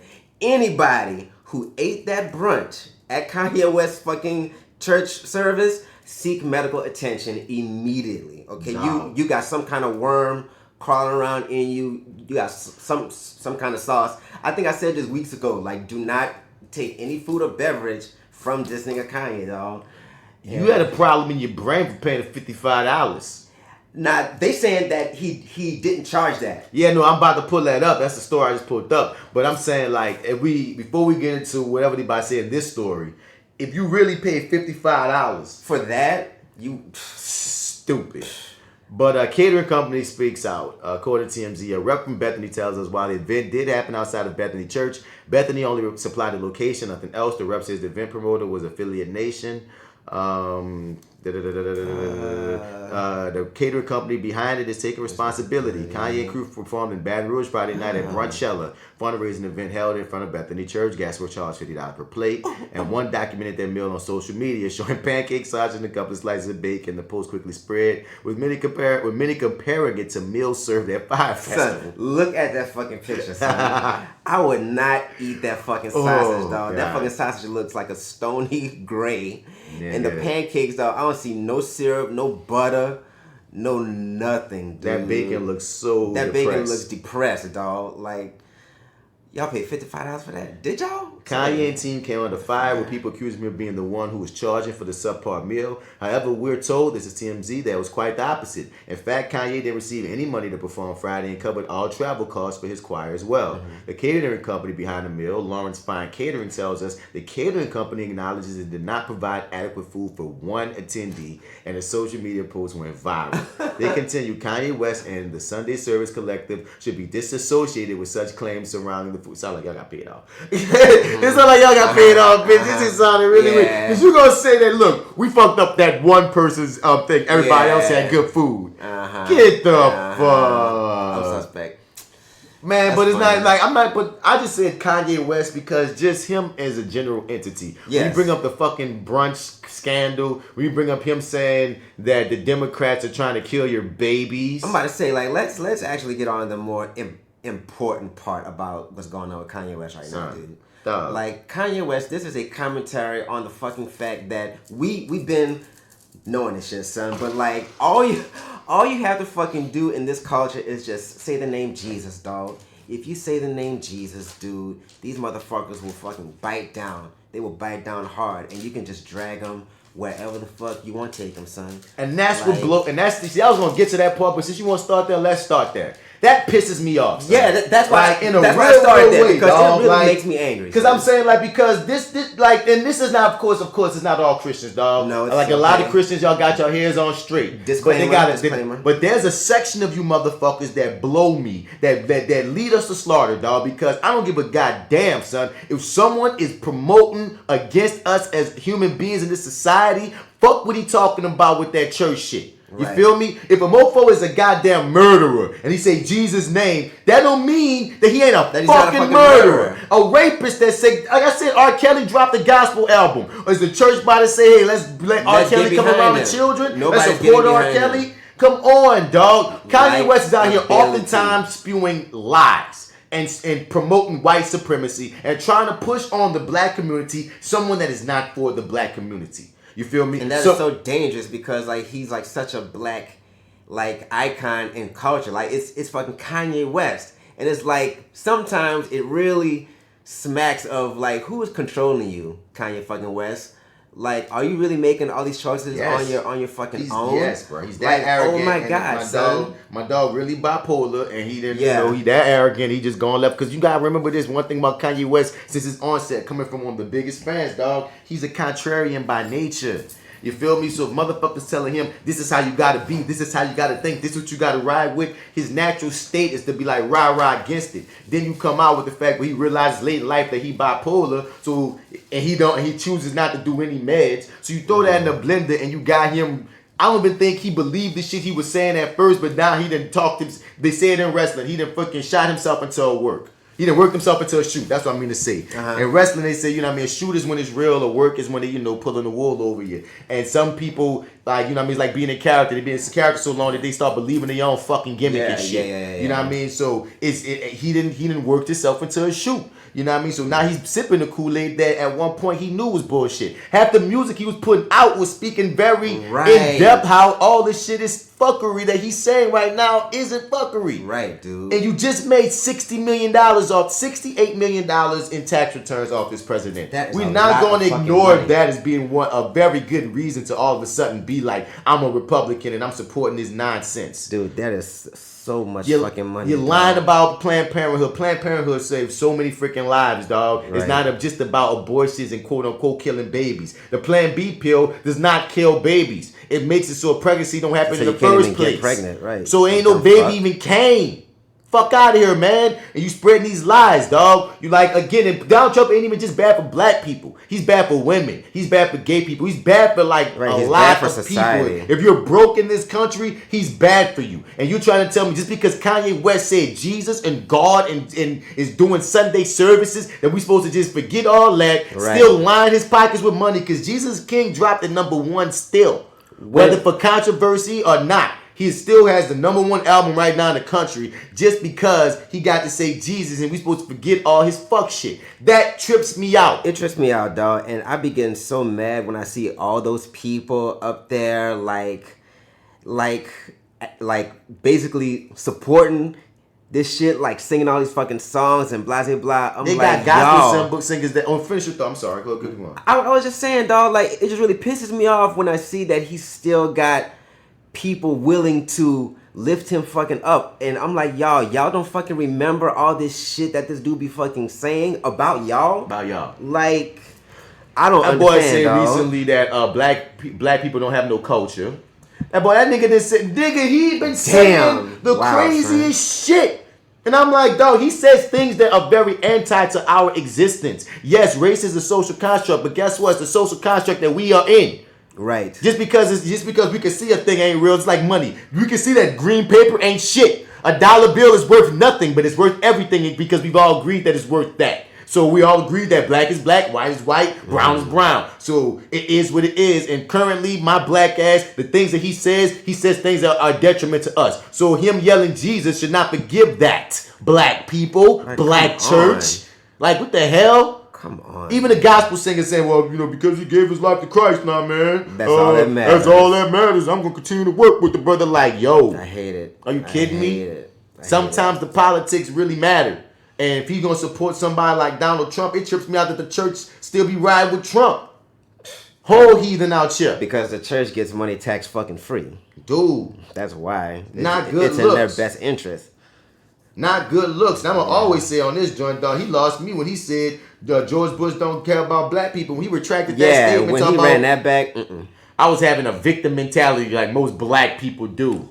Dog, that's the white man's line. That's the white man's line, dog. Victim. We're a culture of victimhood. That's the classic white conservative line, dog. Same white conservatives that just found out from watching The Watchmen that the fucking Black Wall Street Tulsa bombings is a real thing. They got their panties all in a bunch behind that shit. And a lot of them even know it's real. All in a bunch, yeah. Because that's why I be trying to come at with these motherfuckers, dog. A lot of y'all white people that try to accuse black people of being victims really don't know the history. And y'all want to, like, because they fucking plug their ears to it whenever a motherfucker tries to fucking tell them. Like, they hate talking about race, period. Mm-hmm. They do not like to talk about race at all. Like, they would love nothing more if we could just sweep that shit under the fucking rug and quote unquote come together. There's this article that just dropped with this woman, this mixed woman that didn't know she was black until she was an adult. And like she basically been passe blanc, like we said in New Orleans, her whole life up until, because she didn't know that her mom was raped by a black man, and she just was adopted, and she was never told this. So she wrote this article about what it was like when she was white, and like it's like they don't even talk about race. Yeah, you know what I'm saying? Right, exactly. And the different conversations she would have and would be privy to it here and da. She just tripped out, just like how it's just its own button-in world over there within whiteness. And that's when they hear us going rah about things, they can't even conceptualize it. Like, why is that even important? You feel me? Like, they are a part of the human construct that, like, we've talked about this before, son. Like, they really never have to think about race and how it affects their fucking life. They don't have to. I'm saying we don't. We think about it by default. Yeah. But I mean, in their own bubble, like just practically day to fucking day, they have no reason to think about it. Yeah. Unless it's brought to them. But in their own mind, in their own chatting circles, it never fucking comes up. And I have no idea what that's like. Right. Like what kind of thought process is that? Because we are forced through media, through history, through school, through education, through fear mongering, through all kind of things. We're forced to learn their culture. Right. We're forced to learn everything about them. And they don't have to learn shit about us. Not until recent years. Yeah, finally. Not until, and it's still not that, like it could be. Yeah. But like, we talking about anybody from the 90s, the 80s, the 70s, the 60s, the 50s, man. That's a lot of white media, a lot of white history, a lot of whiteness that we had to learn while still maintaining and learning our blackness. Once again, thank you, internet. Okay, you are making this possible. To fucking spread info. Right. But goddamn. You know what I'm saying? And it's been a long time coming, though. And it's very interesting because one thing about a lot of these motherfuckers getting mad all of a sudden about this Tulsa shit, Tulsa shit in the Watchmen, and the fact that they didn't know anything about it, and it's just as interesting as one of like this Harriet Tubman movie just dropped, and I'm about to connect this, but like the Harriet Tubman movie just dropped, and a lot of people are in an uproar about the fact that like I'm seeing some mixed reviews about it. Here goes a spoiler, and I don't plan to never see the movie, but if you don't want to hear the spoiler, I won't say it. But do I want to hear the spoiler? Fuck it, I don't care. What is it? The two big things I hear black people talking about is the main villain of the film is this black slave catcher, and the person that saves her at the end is a white slave master. Who wrote this? I don't know. Who directed it? Black woman. I believe I saw a black woman directed it.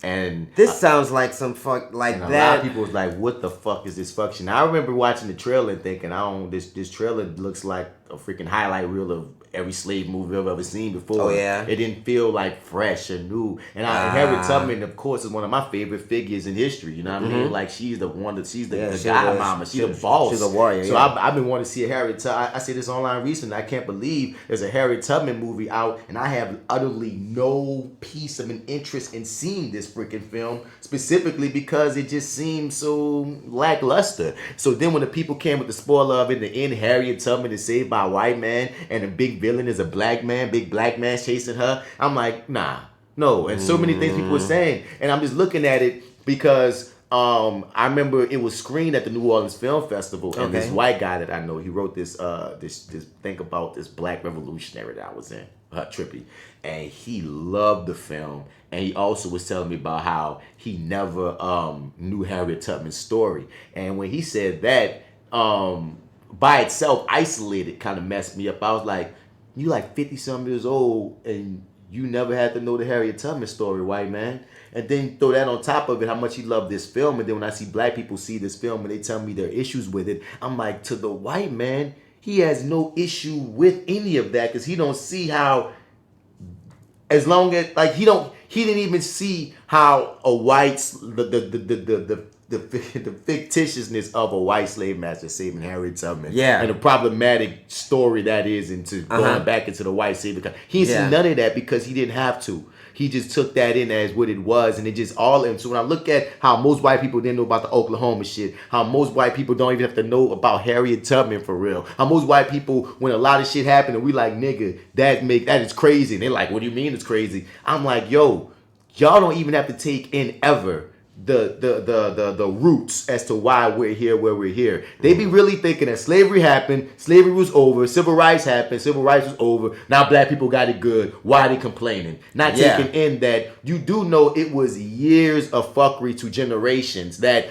Tulsa, Oklahoma was just one of hundreds and hundreds of other times when black people tried to have economy, tried to have power, tried to rise, and white people burned us down. That's after years and years of that trauma to just one specific group of people over and over again. And the reason why a lot of us don't have wealth is not because of not trying, and not because what you teach us. You teach us that we're inferior. You teach us that we fuck it up, that we're just all ghetto, that we're just all stupid, that we're just all fucked up. You teach us that we're wrong and dark and dirty, and then you find out, no, many times in history, we were rising, we was rioting, and all this shit happened. Y'all came and fucked with us. Like, dude, it really made me understand why Malcolm X at one time said segregation was one of the better things for us. When some of the older black people say that shit, at one point, totally understand I didn't get it, but you start to get it when you see over and over, like, nah, nigga, we had black economy, we was good. Y'all come and fuck with us out of jealousy and bullshit and hatred that you started. So then they tell us reverse racism, and I'm like, how dare you? Any issue that black people have with white people is because you started shit with us. And then you got the nerve to be mad generations later when we still have an issue with the bullshit that you done ingrained and fucked us with? That don't even begin to make sense to me, son. Like, it don't, like, no, that, it's like what your nigga said in the thing, or the quote. You come and fucking he's like, which one? The classic quote, y'all, the quote that we always, they tell us they mystify. Oh, don't do it yet, because you mystifying it and you're trying to make it seem like you ain't doing nothing that fucking all. Oh my God, where is that? Where is it? Now I gotta pull up the quote, man. Dude, mystify quote. Because I know you said it as a fucking bookmark. Yeah, dude. Mystify. Niggas, but dog, it's one of the trippiest. Damn, where was it from? It was from a fucking talk.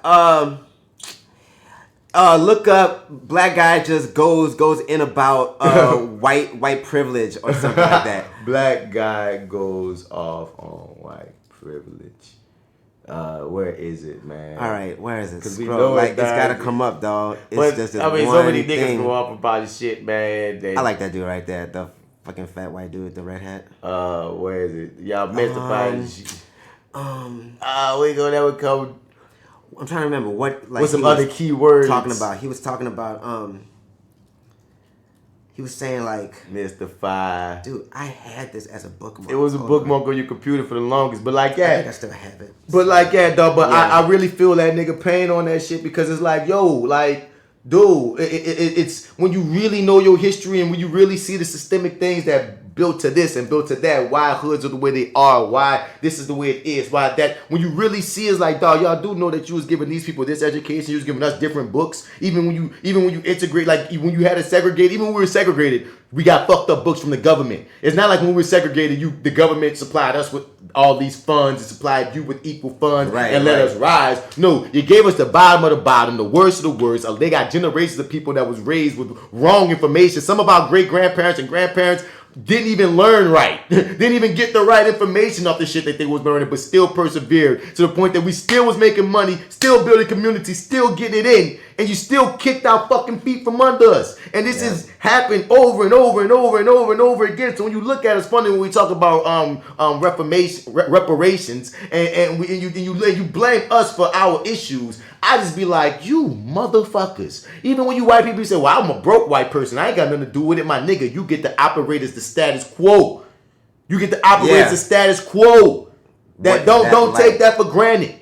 You're a broke black man and a broke white man in middle America, nigga. If some shit go down, we just talked about Rodney Reed, nigga, just having some semen in a white woman got this man put in fucking jail, dog.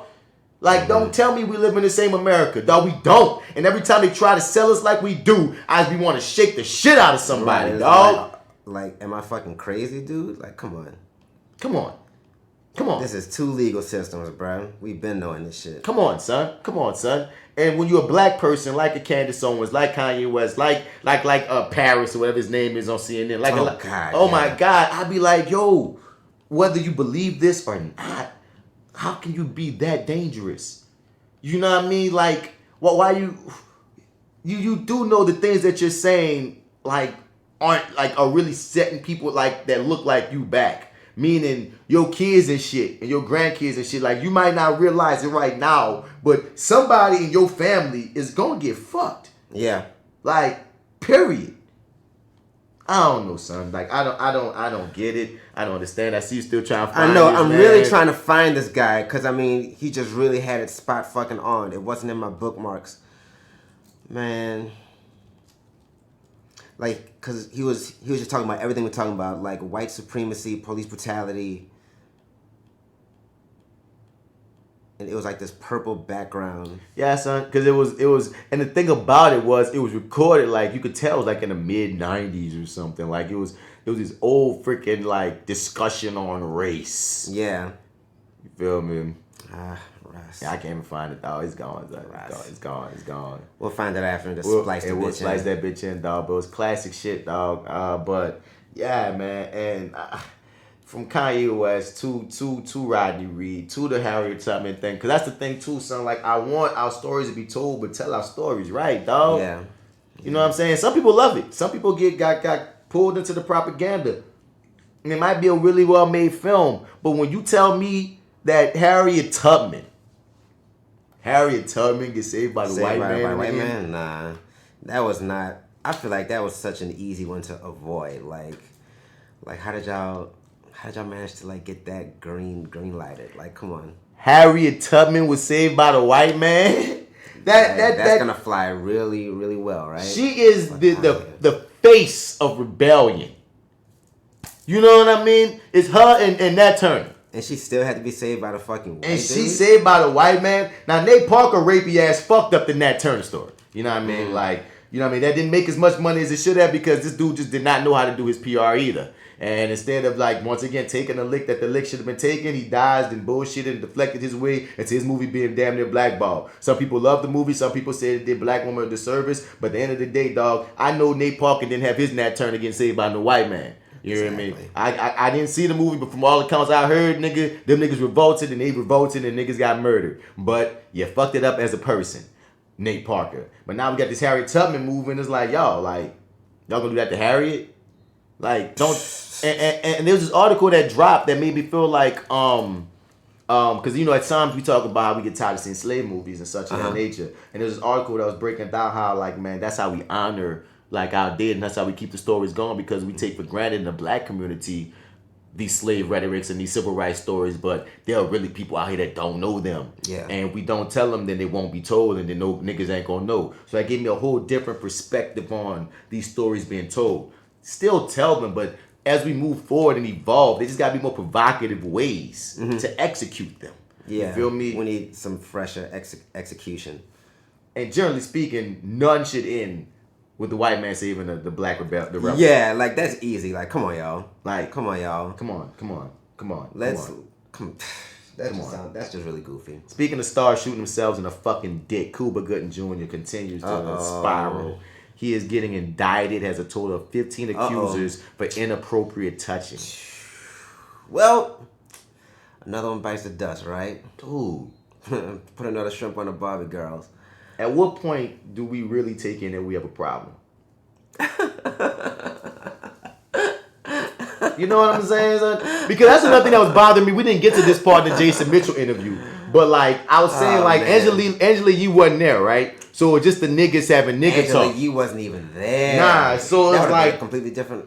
At a point, they started talking about how, like Jason Mitchell basically said that the chick used the Me Too movement to like he was trying to be like, I don't have a problem with the Me Too movement, blah blah blah. But I'm just saying she was trying to use it to like push forward her personal agenda. That's what she was whooping on, and like they started. And these niggas had this whole conversation about how like, yeah, man, these days you can't even hug a woman. And I was like, man, I was just hating where that conversation was going because I understand, because it was like one of those levels of dog. Like, if you really not a fucking rapey or pervy person, you should have nothing to worry about. Right. I hate the rhetoric and this false bullshit of, oh, now we can't even smile at a woman. Or no, we can't even hug women. Women don't mind nothing as long as you ain't being rapey and pervy and weird. Mm-hmm. Y'all taking it to the extreme because you got skeletons. Right. You feel me? That's how I feel about it, dog. Because when I hear about this and that, any nigga out here go down to me too, it's like how you be up. Another one bites the dust. Because I know I ain't going down to I know. I'm not about to go down by this shit.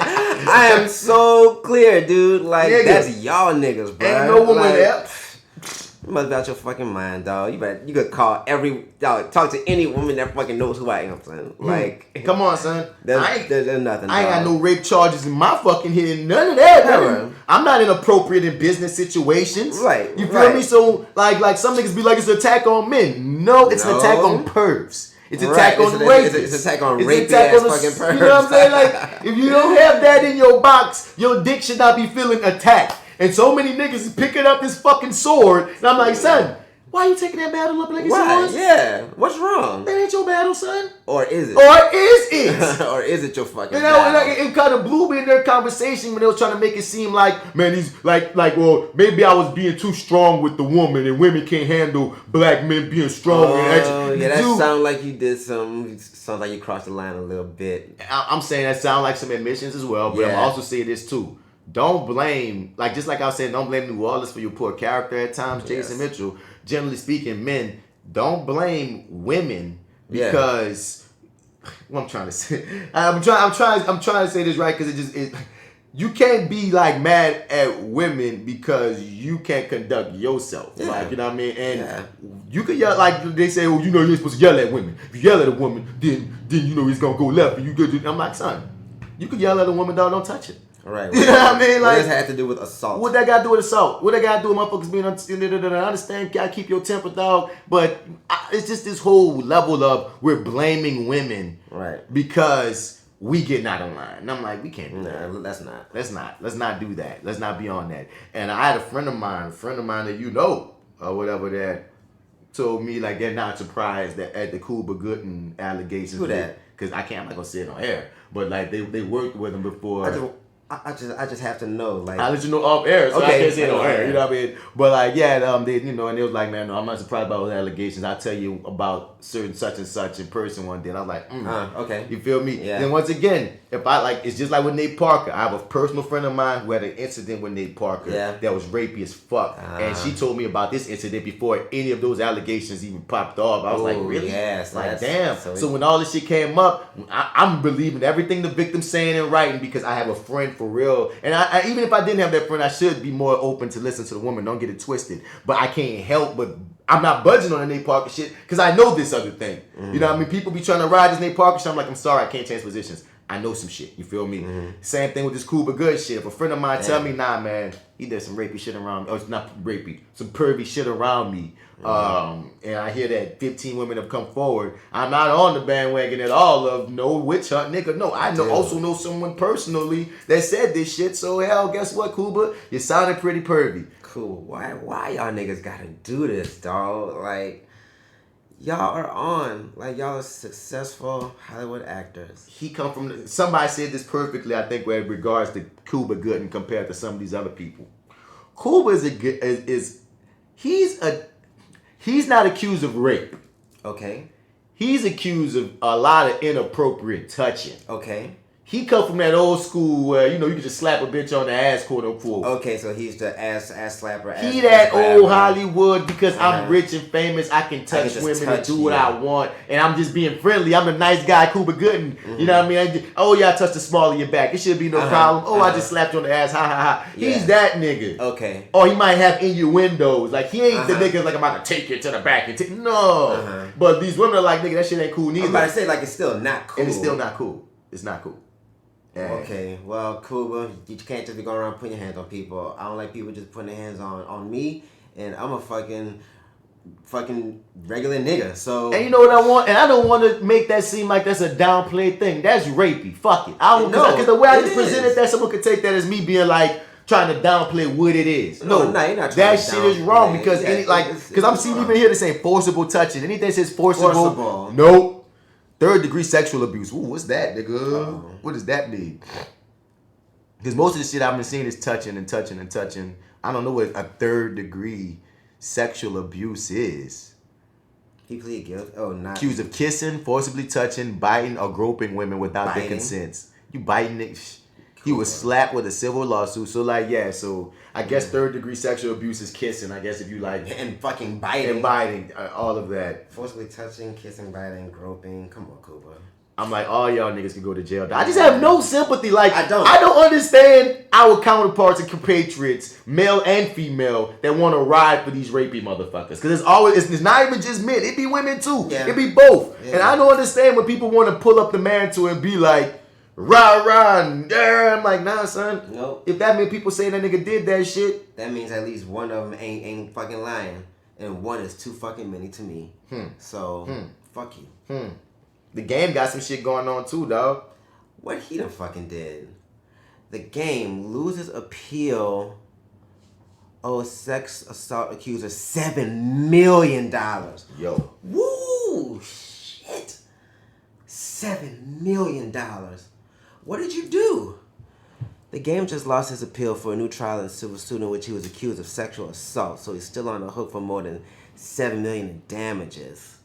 According to legal docs obtained by TMZ, the rapper was denied a new trial by a federal appeals court in Illinois. As we've reported, the game lost a lawsuit filed by Priscilla Rainey, a former contestant on his 2015 reality show. Okay, she's got game who accused him of sexual assault, and an Illinois court ordered him to pay her $7.13 million. Ooh. Damn, Rainey claims the game was high on drugs and reached inside her dress, forcefully reaching his hand inside her dress to rub her bare vagina and buttocks. Game called her a thirsty Gatorade mascot of a transvestite. Wow. Transvestite is not a nice word, ladies and gentlemen. Let's not use it. Game appealed the initial ruling, but on Thursday, the appeals court affirmed the lower court's ruling, slamming Game for blowing off the trial by not showing up and calling his conduct towards Rainey deeply reprehensible. We reached out to Gabe's camp for comment. Of course, so far no word back. Oh, game. See, these one of those situations where it's like, on one end, my first inclination is like, my dude, you gotta take, you did that shit. If you did that shit, fuck you. Like, you can't be like, a lot of these powerful men gotta stop. Like, my whole deal is this entitlement bullshit. So no human being is entitled to anything from another human being. No matter what kind of fame or wealth you have, dog. It don't matter how rich, how successful, how powerful, none of that flies. You do not forcibly, you do not touch people. I don't give a fuck. That woman is not yours. You know what I'm saying? So if you did what you're being accused of, screw you. Now, some of this verbiage makes me feel like, one of these sins made me confused on, did he get hit with this because he missed trial, or did he get hit with this and he missed trial? Well, what does it say? It says, because look what sins is even funny. Game appealed the initial ruling, but on Thursday, the appeals court affirmed the lower court's ruling, slamming Game for blowing off the trial by not showing up and calling his conduct. So when they say he didn't show up, and I'm confused on did he lose because he didn't show up? But it said he had so the initial from Dump he lost the case. Then I'm sorry. Because it says he lost the lawsuit from Dump filed. So from Dump he lost. Won. And then he tried to appeal, so he blew up. So he didn't show up to his appeal. That's stupid. So he lost his appeal. Okay, so here go the deal here too. And they also talked about this in the Jason Mitchell conversation. Funny enough, I was going back to it. If you're a rich and famous guy, if a woman accuses you of almost anything, you're guilty until proven innocent. That has been a thing. Yeah, I can agree to that. But I will say this as well. If you really didn't do anything, how do you get hit with a $7 million tag? Exactly. That was my whole thing from the very beginning when I heard this shit. Just the fucking fact that the court found it necessary to you have to pay. That looks very bad for you in terms of like whether you did it or not, because that's always a question. If the court says if they came to the fucking finish line and said you got to pay $7 million, that's a big number. That's a big number. They ain't gonna hit you with that over no like little shit. Come on, you know what I'm saying, dog? Come on, man. And that's the part where I be like, man, you know what I mean? They got some people that just gonna ride with, she just talking shit about Game. No. That's when I often say, dog. Let's bring logic. Went through a process. Let's bring logic into this situation. Why would they hit him with $7 million if he had nothing he done? He did nothing wrong. Because that's not a payoff. Major. That's not a payoff. Because I do want to give light to the fact of some black men. Because that's the thing too. We often talk about it in history. Black men have been accused of rape when they didn't do rape. In history, men in general, they got people who have lied in the past. But specifically in the black community, we've been lynched specifically. So it's a trauma within our community. Specifically when we're talking about white women, but generally speaking within black male culture, a lot of us will a lot of times want to lean to side with the man when he's accused of these things because of so many times in history where a nigga has gotten screwed over. Yeah, like I think we are gonna toe the fucking line at some point. So I'm saying, so you always got that quiver of, one to ask the question that you're not supposed to ask, which is, is she lying? Is she telling the truth? But so it kind of pains me when I see these situations. I'm like, damn, dog, what if you are just getting screwed over because you're rich and you're famous and somebody's trying to take advantage of you? But I can't help but look at the figure of that judge ain't just trying to take your money for no reason, homie. Even though it does happen, fucked up things do happen in the game, but not like that. Like not $7 million bad, dog. You did something, nigga. Something had to have been proven. Yeah. Because it couldn't have just been her words. There it is. It couldn't just be her words versus something got proven for a $7 million tag. Exactly. Thank you. That's the I think that's the cleanest way to say it. They fucking proved something. We don't know what. We can speculate all fucking podcasts, but they don't know what. They proved the $7 million point. So we don't know what. Ugh. Well, fuck you, son. Hey man, we didn't talk about this last time about a girl, what's his name, Gina Rodriguez saying nigga in that video, and now Boys and Men, Sean Stockman defends her saying all Latinos are black. What? He's defending her? Saying, okay. She received a tidal wave of backlash this week for singing the N-word in an Instagram clip. Oh. Now Boys and Men singers came through and he said that Here's my thing. She was singing along. If you're going to sing a song, make sure that you sense yourself. We can all sense ourselves, and we're singing, right? He begins making it. Where is it? Oh, my God.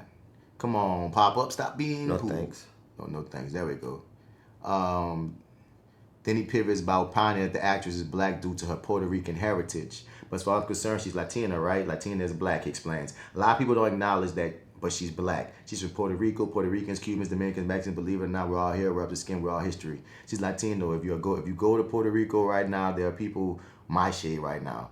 Puerto Ricans, Latinos, you're all black. While statements were likely well intentioned, factually speaking, Stockman is incorrect. Being of Latin descent is an ethnicity, not a race, which means not all Puerto Ricans, Cubans, Dominicans, and Mexicans are black. They are, in fact, both white and black Latinos. I don't know if Rodriguez is a black Latino or not. The thing is, dude, there are Latinos who are black, like ones who look just like us. You've seen this for yourself. Yep. You know what I'm saying? And Puerto Rico. And in that culture, they also do get treated differently. Yep, they do. You know what I'm saying? They do get treated differently, but they were never, like, it's not the same as being a fucking nigger in America. Like, they've never had to endure their neighborhoods getting bombed like Tulsa. Like, it's like not the same. I don't have a problem with black Latinos saying nigga. Honestly, dog, like, whenever white people say it, fuck you know what I mean? And we've had this conversation on here before about, like, you know what I mean, other minorities saying that word and how sometimes certain people say it and make it like don't say it, and other, like. But when it comes to this specific situation of this Latina chick, I don't know if she's white, Latina, black, I don't know, but she's rapping a song on her Instagram. I don't give a fuck. Yeah, totally. Like, I don't give a fuck up, because that's the thing, dog. I can agree with that. Black music and black culture runs shit.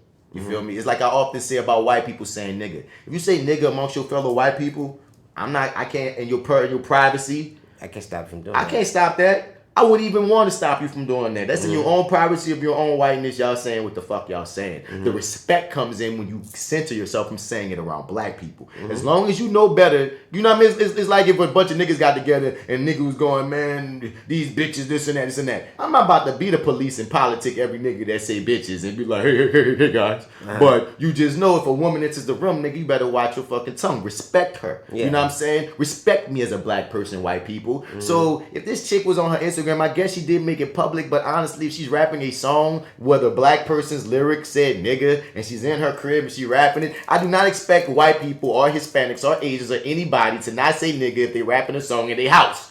I think she was just goofy for just letting it slip on her social media.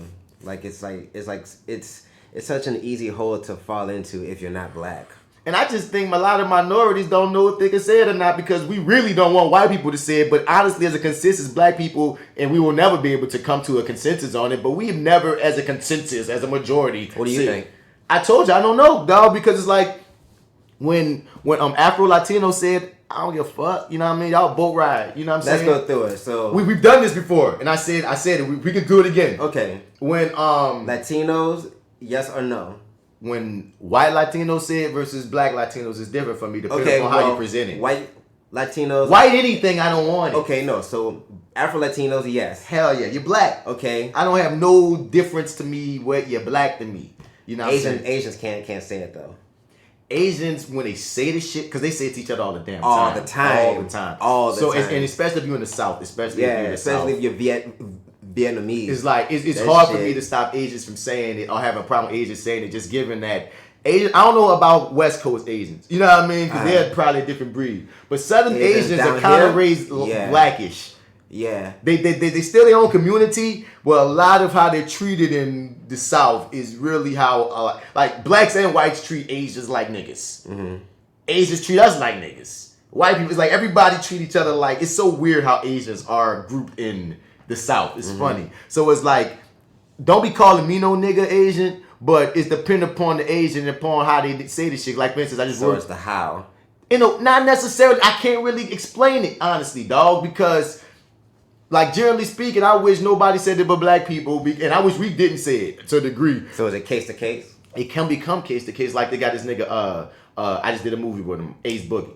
You ever seen that nigga before? I don't He's think so. Asian cat. He was assigned a new limit for a minute. He got long dreads. He got the tats and all that. Yeah. That boy's a nigga, son. Now I believe it.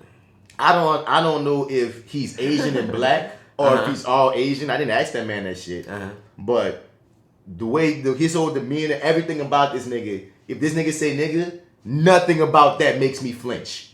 That nigga nothing like he got these long dreads. He is such a nigga. Yeah. Even though I see that you at the very least half Asian, at the very most all Asian, but you got these dreads. I don't know. I don't know what you are, son, but it didn't bother me saying it. You know what I mean? So there's a certain disposition, I guess, that come with it. Maybe how ingrained that minority is in black culture will depend upon if I'm bothered by it. You know what I mean? It's definitely a thing, dog. Like, I used to have a lot of Asian friends who, stayed out in the East and shit.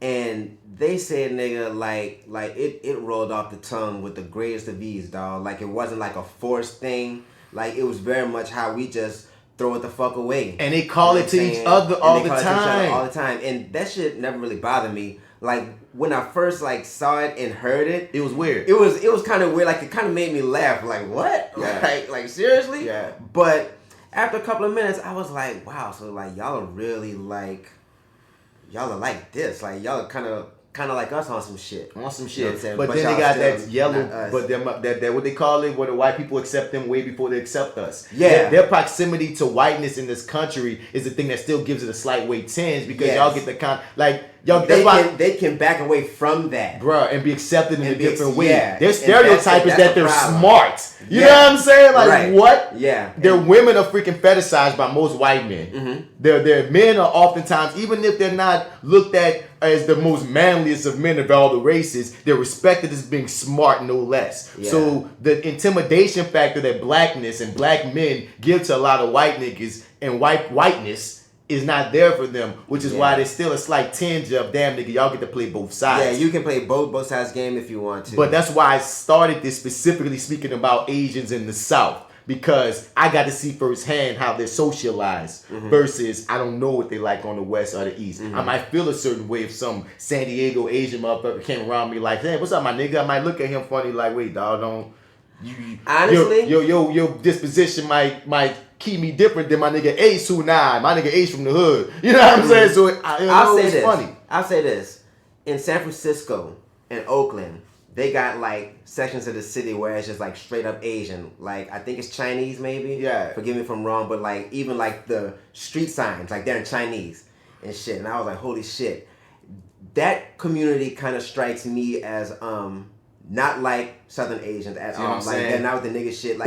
It seems super Asian. You know what you just made me think of it. It seems super Asian. Here's the best way to put any of it. Me being bothered by you saying nigga is not being a black person, again, I will always say, none of you white people can say it. I don't even care if you the hoodest white boy ever, and every black person you cool with let you say nigga. You come around me saying nigga, I'm going to say don't say that word around me, dog. I'm just not with any white people saying nigga. But as far as other minorities, it's based on your proximity to blackness. Damn. I think you might have a point there. That's where I'm at with it. You might have a point there. Your proximity to blackness. Asians on the West Coast pretty much make me think one of two. They're one of two fucking ways. They're either on the white side of being Asian, or they're on the Asian side of being fucking Asian. The Asian fucking side. And I don't mean that in a bad way. Y'all are pure. Pure Asian. Because Asians have their own culture. Yeah, you know what I mean? Are deep into your own culture. Because people often be like, white people don't have culture. But no, Italians have a culture, Spanish have a culture, you know what I mean? Irish have a culture, you know what I mean? And so I can't say no white people have culture. American white is just, maybe you could say about American whiteness. Yeah. But Asian people, they have their own culture. But there's some Asian communities whose proximity to blackness is so close or so intertwined. You know what I mean? They might go home to none but Asian culture, but as soon as they come out to the world, they're so indoctrinated with black culture that they didn't even I can't think of what made me start saying nigga. Yeah. You know what I'm saying? Same difference for a lot of them. They probably didn't even realize they were saying nigga. One day they were saying nigga. And based upon how close you is to this culture, I can't blame you for why nigga rolls off your tongue like that. Right. You hear me? So, because And I think that's how it would be, I guess, if we went down the list of races is not black. I think my feelings would remain very similar to it. Yeah. Feel me? I can agree. That's trippy. What mans get on that? I don't know. Oh, goodness. Oh, we know mans even get on that, buddy. Oh, Gina Rodriguez saying nigga. That's what we were talking about. Yeah. So, rapping it in a song and people came to her throat. And I'm like, yo, like, let's pick our battles. Like, yeah, we got more important shit that we can focus on. And I often say, if it offends you, you have your right to your feelings. Mm-hmm. But I'm just saying, I would also challenge you, if you're offended about certain things, to test it against the bigger picture of other things. Uh-huh. If it's something that's lightweight offense, how about you can be offended for that day? Let it go. And let it go. If it's some real shit, let's hold on to the realest shit. This little Spanish rich girl singing a song with nigga in it is not the same as if that girl rolled up and called somebody a nigga. If that girl rolled up and called somebody a nigga and meant it with the intention that we know that people mean that can mean that shit as, or you go at her throat. Yeah. But you can't go at but that will lose its power if you just be going at anybody's throat. It's gonna become very, very meaningless. Yeah, because some things we've gotten to, like, the apathetic are growing because there's some misfires that have been happening a few of these times. Yeah. You know what I'm saying? We're not 100% accurate. That's just what the fuck it is. And I mean, that's okay, but I mean, we just need to be mindful of that shit. Like, we just don't have to address every single fucking thing. What the fuck am I seeing? Fake bullet wound painted on second grader angers mom. Why in the world would you paint a bullet wound on a kid's head? I have no clue. It wasn't even the story I was about to get to. I was about to talk about how Mercedes was getting sued because apparently they're racist. But we can get to this fucked up story where a second grader, Amon Jackson, left school on Tuesday with a painted on bullet wound. He's 7. He went to Phillips Academy in Birmingham. His mom said when she picked him up from school that it was makeup from drama class. It looked so real in person. It looked like something happened. I'm about to say it because it looks like a little bruise on him. It was supposed to be a gunshot wound. That's when I got upset. A gunshot wound. Right. Putting makeup on a child to mimic a bullet wound did not seem like an appropriate school lesson, she said. This actually happens to our black young men. If you saw it in person, it looked real.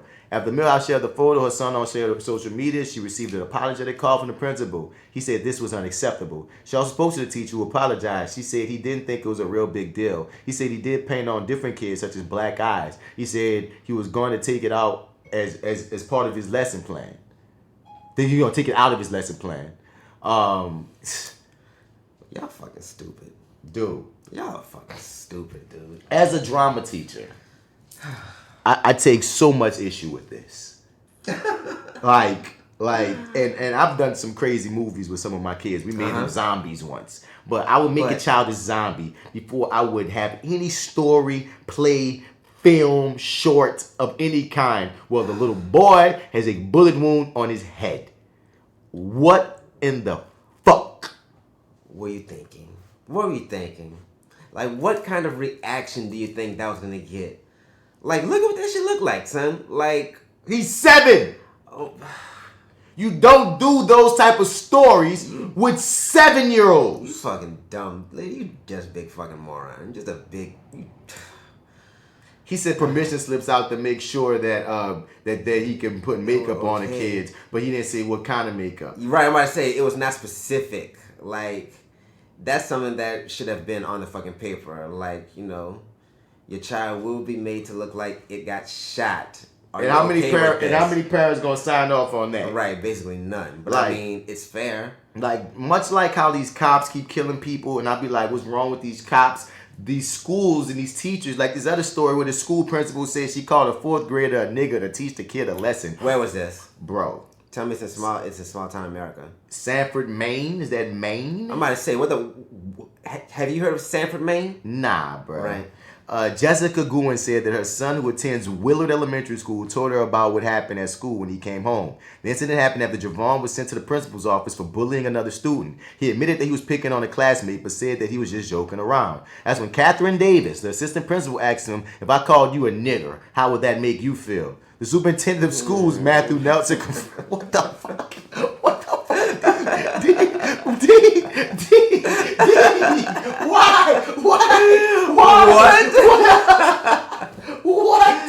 You know that's going home to mom. You know that is going straight home to mom. Hey, mommy, the assistant principal asked me if she called me a nigger, how would I feel? What's a nigger? Bruh. Oh my God. Bruh. Dude, My G. That's hilarious. My G. Like, ma'am. Why? And it goes right, it jumps right into what we were talking about of how in middle America, the biggest part of America, how these mofos operate on their own schematic. They're so far removed from race relations that she doesn't even realize that was a problematic statement. Right. To and then this was a little biracial kid. So he half white. He a light skinned boy.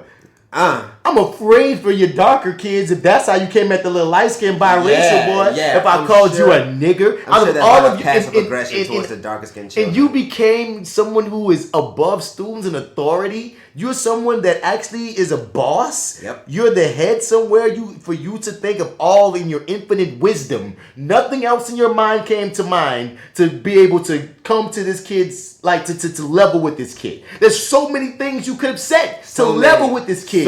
But the first thing that you think of is nigger. If I call you a nigger? Nigger! That's what you fell on first? That little boy probably don't even know what a nigger is. He's 9. He's 8, 9 years old maximum, son. Like, gee, dog. Ma'am. All of you should be fired. And you should not be allowed around children. Complete overhaul. Fire everybody. You should not be allowed around children. I believe in that, son. Like, period. Fire everybody. Fire them all. Everybody. Start fresh. Like, what? Give them all 3 months notice, if that. Like, and get a completely new fucking staff. Please, bro. Just. And what?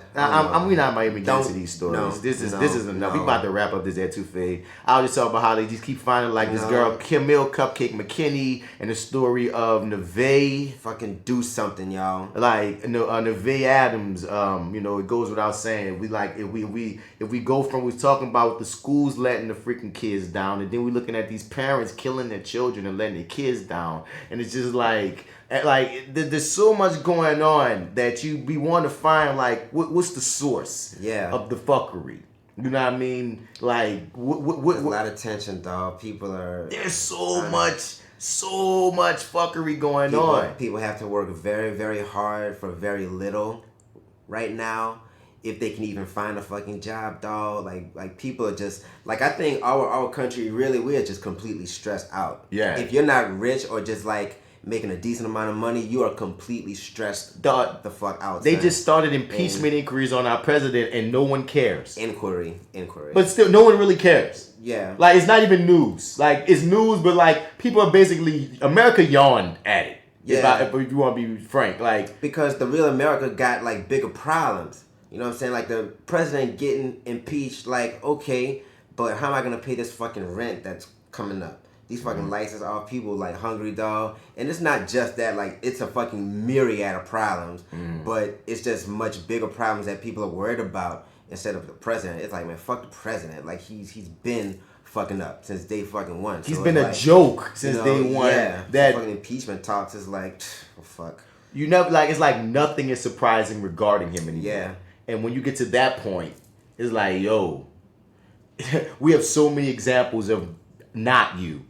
From Barack to Bill to even George. Right, even Reagan. George. You make George look really good, dude. He make all of his previous counterparts. You make them dudes look really presidential, dog. And we hated George. Yeah, bro. We hated George. Yeah. I remember, son. Yes. George was man, everybody was fuck George Bush. It was fuck George Bush. Nigga, I would take George Bush over Donald Trump. Yeah. Put that on the fucking record, son. I would take him. You know what I'm saying? And that, dude, that just speaks volumes, dog, obviously. But I mean, goddamn, people are really, I think just overall, people got bigger fucking issues, man. Immediate issues, We do. Yep. Fuck. God, damn it. Mm-mm. Yeah, man. Fuck the president. Fuck a lot of these things. But honestly, as far as that whole fucking impeachment thing, I'm gonna always say, I still think it's posturing. And I don't like the idea of getting him out of office for the simple fact that literally everybody, like the next 7 people who comes behind him are not good options to run the country. Right. Like none of them. Like the first 7 people under Trump who can be the president, we do not want them as fucking we do not want that. We do not want that, dog. So it's like we just have to ride this shit out like a bad fucking trip. Like that's really the only, like that's the best option, I think, period. We just have to ride it the fuck out. But if they really like impeach this fucking dude, it won't be good for the country, son. I mean, I'm of 2 minds about it. One mind on this. If they do impeach him, that does make it hard, if not impossible, for him to get reelected, because that's a stain that you can't. So that means, you know what I mean? That's the only, to me, that's the only cool thing about it, because otherwise, look how close we are to just voting his ass out. Yeah. You know what I mean? Just vote his ass out. Which I don't think is going to happen. You're right. There's a strong possibility that he's going to retain, but like, if this was being talked about, like I said this in a previous podcast, if this was being talked about 2 years ago as being an actual thing and they're about to really impeach him for real, like 2 years ago, then I think more people would be more involved and invested. But it's like, we already have all these Democratic nominees. Everybody's looking forward. Like, you know, 2020 is like literally like a month or 2 away. You know what I mean? Like, we're about to be in the trenches of it very soon. So it just doesn't do anything for me, because like I said, it's been a circus the entire time, and now we're reaching the end of the road. Now just America needs to get out of our asses and just let's vote his ass out. Dude, I think the white conservative side, dog, is going to like mobilize. I think they're gonna mobilize again. I think they're gonna mobilize even harder. Because they fucking know that we want to get this nigga out, dog. They are well aware that we are gonna fucking rally also. Yeah. Like we're gonna rally, but I mean, I think them plus even a whole lot of white liberals are going to vote Donald Trump, son. Like, we haven't had a strong candidate since Barack, because Hillary wasn't a strong candidate. Right, and then we don't even have a strong and currently, candidate. we do not have a strong. Right, they say Buddy Gig is like in the lead, and it's like he's not gonna win. Not popping. Not interested in Buddy Gig. Buddy Gig. Yeah, Buddy Gig. However the fuck you say his name. Buddy Gig. Whatever his name is. Like, none of these people are like really popping. Honestly, like say Elizabeth Warren and Bernie Sanders, they talk a good game, but our country will not vote either of those two. No, they have no chance. It's just an awful situation that we're looking at. But I'm gonna still ride high against anybody that's going against Trump, whoever make it to the end. We're right. But let's get out of this segment. That was that ETOUFEE of the day. Chew on that for a little bit. Chew on all that. Like, goddamn, dog. Numb. Straight down side to the motherfucking bone marrow. Side B, y'all. Yeah. That's what the hell we talk about. Mm-hmm. I'm a side B. All the gristle. Let's get that dose of NOLA'Murica. All right, now what? We got to stop fighting. Your brother cannot be your enemy. We used to hang from trees, and now we're who they all want to be. But we're star-proud saints. We're still living, trying to make the ends meet. Our bloods are kings and queens, not what they made us believe. The community, more of a dynasty. We are who we are, and there's no going back from here. Together we stand. Hold my hand, don't you have no fear. If you want it, we can get it. There is nothing we're missing. Alright, stop the madness.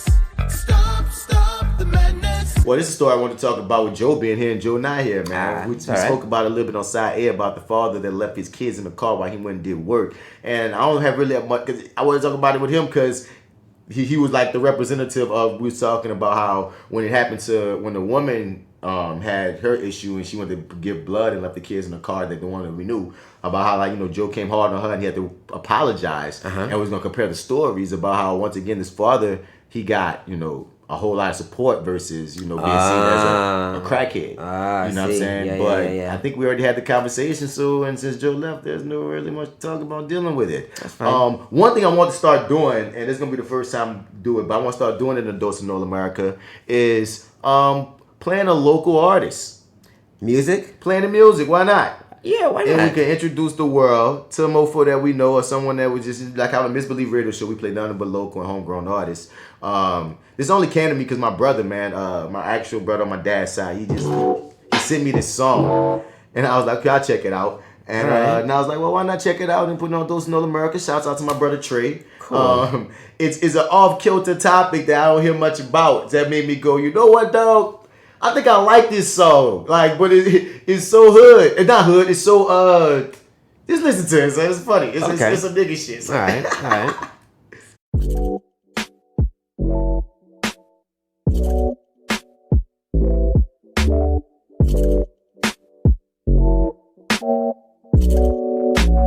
DC on the track, boy. I love my kids, but I hate baby mama drama. I'ma tell it like it is. There's a reason we pay for condoms, like the reason for birth control pills. I like it when they smiling, but emotions lead to tears. It's like sex give us power when we hear them moaning. They see their eyes rolling back when you're hitting them with the strong dick. The side effect of that, when you leave them, they feeling lonely. Depend on how you met, you might see them as just a homie. Shit happens, rubbers popping, they get pregnant, and then they start acting like we bout to get married. Get carried away when the thought make you wanna vomit. The fact that you stuck and you ain't never make a promise, that's an accident, baby. When you just tryna fuck, then she hit you up, talking about she pregnant. You asking if she joking, cause you ain't never like her like that. Now it's a big fight, but you stuck with this bitch for life. That's an accident, baby. When you just tryna fuck, then she hit you up, talking about she pregnant. You asking if she joking, cause you ain't never like her like that. Now it's a big fight, but you stuck with this bitch for life. The first question be like, who is for? And just for asking, she gon' act like you was Lucifer. What might cross your mind is how this bitch was loose as fuck. If all you do is fuck, she know that you got other hoes. But if it's yours, hope you can afford the child support. Kids are expensive, plus it's time and a lot of attention. And once they grown, nobody wanna be babysitting. You try to kite and go in depth like it's penitentiary. One thing they hate the most is when you do your job, at least at first. Cause if you choose not to be with them, they act like they being cursed. Be all up in their feelings, they might act a little crazy, cause they can't stand here, and that's an accident, baby. That's an accident, baby. When she caught in the feelings, she know that you got other hoes. She tryna force commitment, now it's laws. You can't even have abortions in some cities. If she willing to travel, then you bout paying every penny. That's an accident, baby. When you just tryna fuck, then she hit you up, talking about she pregnant. You asking if she joking, cause you ain't never like her like that. Now it's a big fight, but you stuck with this bitch for life. That's an accident, baby. When you just tryna fuck, then she hit you up, talking about she pregnant. You asking if she joking, cause you ain't never like her like that. Now it's a big fight, but you stuck with this bitch for life.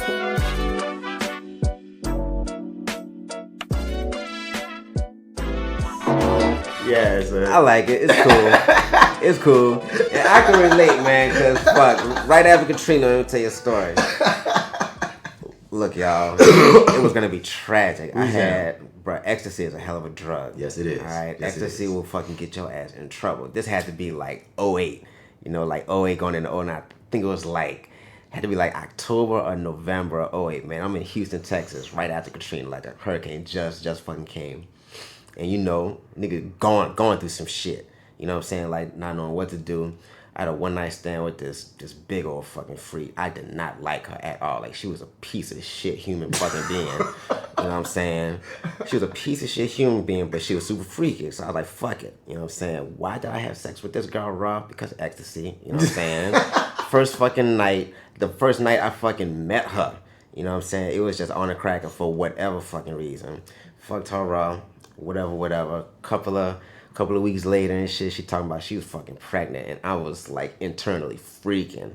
I'm like, what the fuck? Like, this is just like so uncool. And I remember just feeling like this fucking song. You know what I'm saying? Like, god damn, like this, like I'm stuck with this, like this motherfucker. That is one of like, the oh worst. my god, that's one of the worst fears that that men have. You yeah, know what I mean? Getting the wrong woman pregnant, right? That getting someone happens. pregnant that you don't like, or getting somebody pregnant that you're not even attracted to, or getting someone pregnant that you just can't fuck with. That is like, you know what I mean? I remember like when don't do drugs, kids. I mean, it was in middle school. Mike 5, shout out to my dog Mike 5. This nigga was like, he was ahead of his time, even saying some shit like that. Cause it wasn't good. We like 14. He was like, man, I'm gonna try to just only have sex with girls I like, cause at least if I get her pregnant, at least I like her. And I don't know if the nigga, I don't know if he was successful every time and sticking to that 14-year-old aim. But I remember that stuck with me young when he said it. I was like, yeah, like I don't have to even be in love with her, because they got some women that you meet, or some people that you meet in the dating world that, you know what I mean, like, you might just like them. You might not even want to be with them, but you just might be like, you good people. Yeah. You know what I mean? Or I like you for whatever reason, even if I wouldn't be with you. If I got you pregnant, it wouldn't fucking kill me. But there's other people that you meet, like you just said, that you like, my nigga. Whew. Dude, oh my God. Whew, I don't want to be stuck, have you anchored to me forever. Oh my God, dog. Like, it was just, that was some club, like, spur of the moment shit, dog. But, like, she was just completely just not a good person at all, dog. And I was like, I thought I was stuck with that shit. I was like, oh my God. That would have been horrible. That would have been a completely different fucking life, son. It was an accident, drugs, baby. I was rolling my ass off. So shouts out to my brother Trey, man. Look it up on YouTube. Trey Accident, produced by GC Beats. Madtown Records is looking like the YouTube name. I rock with it, Trey. If you want to listen to this, dog, I fuck with this little song. So cool. I did not expect this to be the subject matter. I just laughed. I was like, damn, that's funny. Like, accident. Because especially accident, baby. You know what I'm saying? Dog, it was catchy. He told a story. Because that's the thing. That's where I come from. Remember, I used to do poetry. A lot of my poems were stories. That was like the thing that I did. Even when I used to rap, a lot of my raps, a lot of my songs with stories. So it's just so funny, like, you know, I'm checking out one of my brother's songs, and he telling like a little interesting story. You hear me? About this particular kind of woman. Before you hit us up with not all women, we know not all women, dog. Just be cool. But dog, fuck with it. And we're gonna leave you at that. That was our dose of NOLA'Murica this week. That's straight. Again, like I said, I think I'm gonna start doing that. I'm gonna just lift some songs from the Misbelief and put y'all on some of the people that's in our local vicinity that make banging ass songs that y'all need to support, check out, and listen to. Totally. You hear me? Totally. I like that. So against that, no, huh? Bitch, I know you're lying. Bitch, I know you fucking lying. I know you fucking lying. Bitch, I know you fucking lying. I know you fucking lying. I know you fucking lying. All right, what's going on? I ain't going to read all these, but let me see which one of these I want to fuck with. Let's just get like a good one. All right, here go a good one. Here go the story that dropped. Woman has been having sex with her manager to get her husband a promotion. Like a boss. So let's talk about this. All right. So she wrote in this thing to this woman's website, this advice column. I've been having sex with my husband's boss to get my hubby a promotion. I met the boss at the company's year-end party last year. He said he thought I was beautiful and wanted to get to know me better. The next thing I knew, we were having sex in one of the hotel rooms where the party was held. I lied to my man that I had been sitting in the car with the headache all the time that I had been gone. Since then, I've been sneaking away with the boss. My hubby has now been promoted and keeps telling me about what a great guy his manager is. I have to admit, I'm enjoying the company of the manager too. He lavishes me with attention and money. Now, I also want him to give me a job. In fact, a higher position than the one my man has. Should I ask the manager, or will this affect my marriage? From unfaithful wife. Oh. What do you say to that, D? What do you say to that? Shit. What do you say to that, D? Okay. All right. Hold on. See, that was a lot. There's a couple of things that you gotta touch. Yeah. All right. So, on the first level, I feel that women can do whatever they want sexually. You know what I'm saying? I feel like women should be sexually liberated. I think, like, I'm very big on that. Yeah.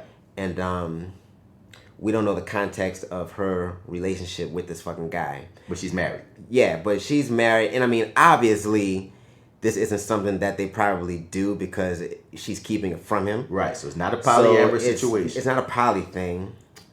I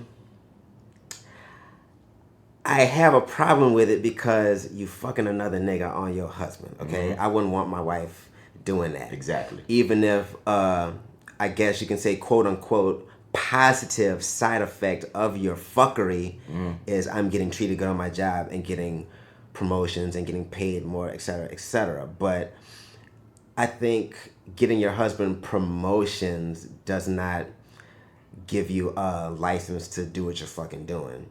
If you're going to do what you're doing, which is basically cheat on your husband, you should just say you're cheating on your fucking husband, but don't say that you're cheating to help your fucking husband. Well, then she said so she could get she want to ask a nigga for a job. No, we are getting there. We're getting there. Because that's the, now see. That's the sauce. That's the sauce. Like, that's the real sauce of this shit. So now, further down in this article, she's saying, she likes the attention or whatever. She likes the fucking money. So she's getting money off the shit also. Now she wants a fucking job and she wants a higher position than her husband. That is a thing. See, now, to me, you don't respect your fucking husband. You think this nigga a bitch. You know what I'm saying? You think this nigga a pussy ass fucking nigga. Yeah. And you want to show him now by not only fucking his fucking boss, but all of a sudden just out of the fucking blue, put into his fucking world that you're working there now and you fucking higher position than him. All the while, this nigga been getting promoted. He's feeling good. He think he doing something in life. Like he fucking coming up. All for you to just come in and basically shit on all of that. Like you're starting off higher position. Yeah. And this nigga don't even know you fucking the fucking manager. Like I think you are this whole fucking the manager thing and have it help out your husband. I think she's using that as mental gymnastics to feel righteous about what she's doing when you don't even have to do that. You can feel righteous about doing it just by saying that's what the fuck you doing. You just fucking this fucking high-powered executive guy for the fucking kicks of it and getting some fucking money off it too. And it just happens to be helping out your husband. So I guess for whatever fucking reason, that kind of takes the weight off her shoulders a little bit. I mean, that's the juice. You know what I'm saying? That's the juice about it. But it's like, yo, the main grimy as fuck. The main thing I gotta say is this, dog. One, she ain't shit. No, she is a piece of shit. I'm gonna say she ain't shit. But this is what I'll say in your ain't shitness. And I'm gonna say this to if I'm ever to be cheated on ever again in the future of life. If you are ever future wife, girlfriend, whomever, if you were to ever in life cheat on me, please let something positive come out of it for me. That's all I'm saying. Yeah. She ain't shit, but if you gon' cheat, make the shit work for you. Let it work for right. man. Let me walk away from the shit. Let me get something out of this besides, because you're really embarrassing me. Yeah. You're already shitting on me. You really trying to embarrass me. You asking the internet if you should get a higher job than me. And again, if you get a higher job, you still making sure I'm good. At least because y'all know if us get cheated on for less. That is pimp shit, son. I mean, look. She is on some straight I'm gonna say pimp this. shit. I'm gonna say this. I'm gonna give y'all a glimpse into the world of bats when niggas ask me advice, dog. I'm gonna say this all in general, dog. If you my nigga and you in a relationship, if you my nigga, not in a relationship, just learn. If you my nigga and you come to me asking advice about something dealing with women, I always say this. My nigga could vouch. I always say this. Now you want the good nigga move advice, or you want the grimy nigga move advice? Because I got advice, to help you be good at. Yeah, but you're definitely at a crossroads. Yeah, you at a crossroads though. Because I know exactly what to tell you to be the best boyfriend and man that you need to be. What can a brother do for me? You know what I mean? I'm telling you, women out there, if you date one of my niggas, I'm not sending him down the evil roads at all. I will let him know the righteous way to go. Because even if he chooses the other way, I'm still gonna tell him the righteousness and still tell him, but if you gonna go the evil way, this is the smart way to go the evil way. So I'm gonna say this: that bitch ain't shit. If I would not advise marrying her if you're a man. Never, I would never. You're fucking up if that's your wife. Now again, I will have to give her some props on this, on some pimp shit. At least you're getting your man something good popping. Yeah, and I'm gonna say, I'm gonna say this as well, son. On some, if I was her friend, giving her evil person advice. Your friend gave you some interesting evil person advice because I will say this. You're setting yourself up to be wholly independent just in case you decide to leave this nigga or if something don't work out. So I can't get mad at you for trying to fuck your way into a position of power. Whether you were, because if you weren't married, we would just be applauding you. Yeah. Honestly, like I'm not one of the people that say that look down on how people ascend as long as you didn't step. Cause I know some people just step on people to ascend. I'm not with stepping on people to ascend. But if you fuck that nigga and you ascended, but then you good at that job, I'm not gonna hate because the thing is, you fucked your way up, but you was good at the job. And you were good at you know what I mean? I'm mad if you fuck this nigga and you don't know what the fuck how to even do the job, and you didn't stepped over someone who could have taken the job. Right. But if you were already feel the boots, right? But if you could feel the boots, but for whatever reason you wasn't being seen, but showing some titties got you seen, you got in that bitch and became prolific. Yeah. I ain't gonna hate on that maneuver, bitch. They got worse ways that motherfuckers have conquered. Niggas have murdered, raped, killed. Like, if we talk about how the billionaires in this world family became billionaires, nigga.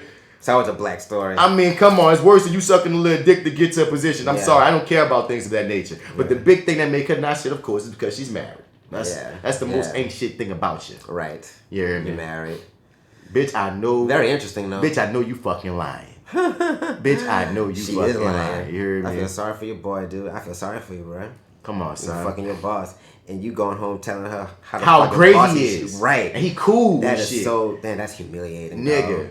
But I'm glad you don't know, at least right now, your fucking mind is at peace. Ignorance is bliss. Yeah, ignorance is bliss. Wait, go with this story. It's still older than I thought. Oh, okay. What is this one? What made me click this one? Trina. I see Trina. Oh, that's not what Man I saw. drives 17 hours to meet woman he met online while dead wife was in the trunk of the car. Didn't we talk about this?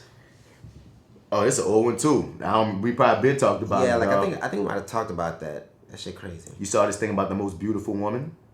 The most beautiful woman? Yeah, did you see who science says she is? What science says she looks like? Science says this is the most beautiful woman. Her right there.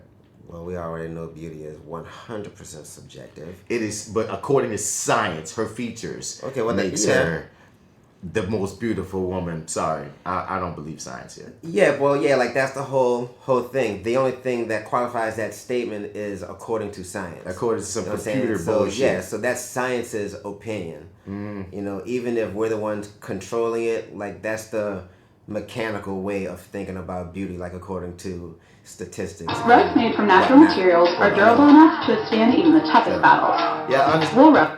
But I still go by, dude. Like if you look at how beauty has been measured historically within our country, it's usually from a European perspective and base. Yeah. So it's like I'm not gonna trust the data that you put into your computer to be a fair and accurate representation of beauty taken in by all the subjectivity of human beings out here. You first and foremost, you didn't freaking vote on. No one voted. You used a computer. Now, in using that computer and that program, I can't trust that your data does not come from a European base, a European perspective. And I mean, even with all of that information, dude, like... Because they made Beyonce #2 or something. Beauty...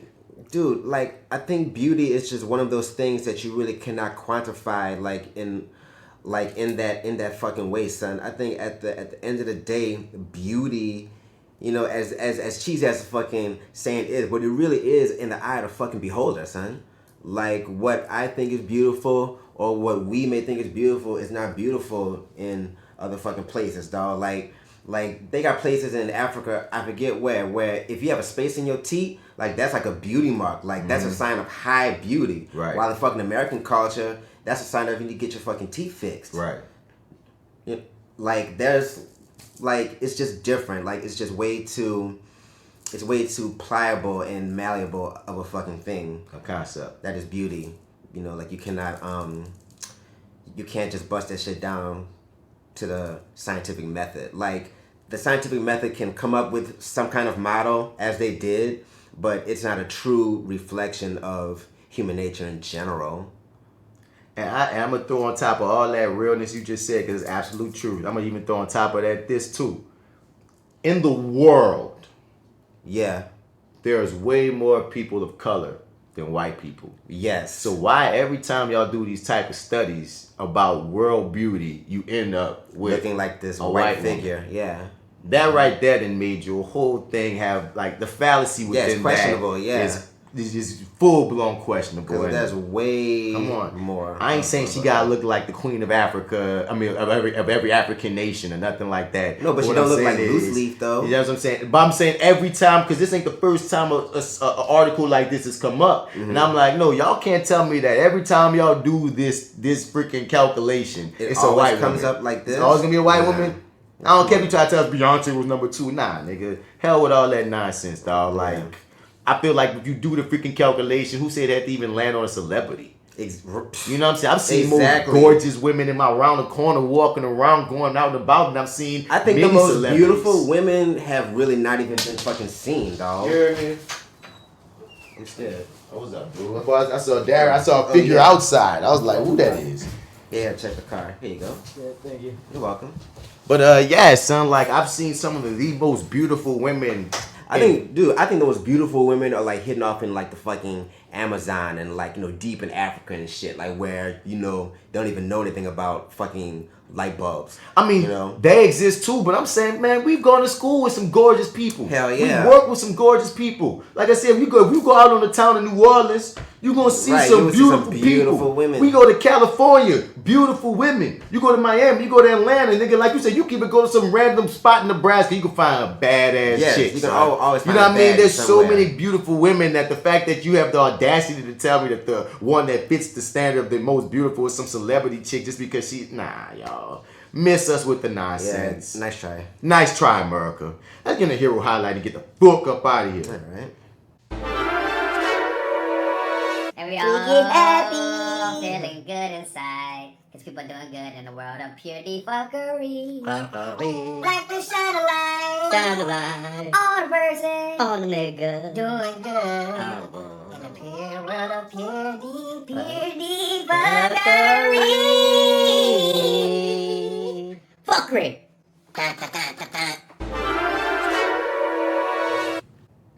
Shouts out to wrestler, former retired wrestler Kurt Angle. Yeah. He adopts a 15-year-old Bulgarian boy. Say he's a special kid. Good job, dude. The kid's name is Joseph, and Kurt says his wife was adamant about bringing an older child into the family after learning a pretty heartbreaking fact about adoption.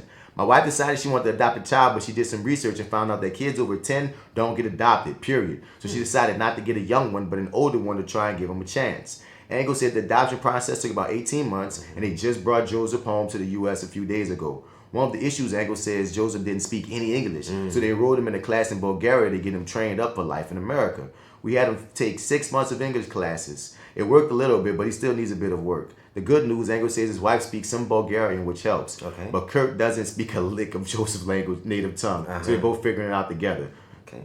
So far, he's loving America, but he realizes the move is a huge adjustment. And one reason I wanted to shout him out was because, like, exactly that. I didn't even read this article. I saw the headline. I just wanted to give props. But it was exactly that stat. Like, kids, when they get a certain age, they do not get adopted. Yeah, and they just get stuck at them homes, and a lot of them go by the wayside or whatnot. Because, you know, they never have gotten that family. They've never gotten that stability. And it's such an unfortunate fact that, you know, most people, they just want babies. You know what I'm saying? Yeah. So it is pretty cool that not only did y'all adopt them, but you was like, that's the stuff that, like, a lot of times these white people, they like to be bucked up about, oh, I adopted this little African baby, I adopted this little Cambodian baby. I hate that shit. You hear me? But like the fact that you was out and about, like, no, you adopted this kid that needed a home and a chance.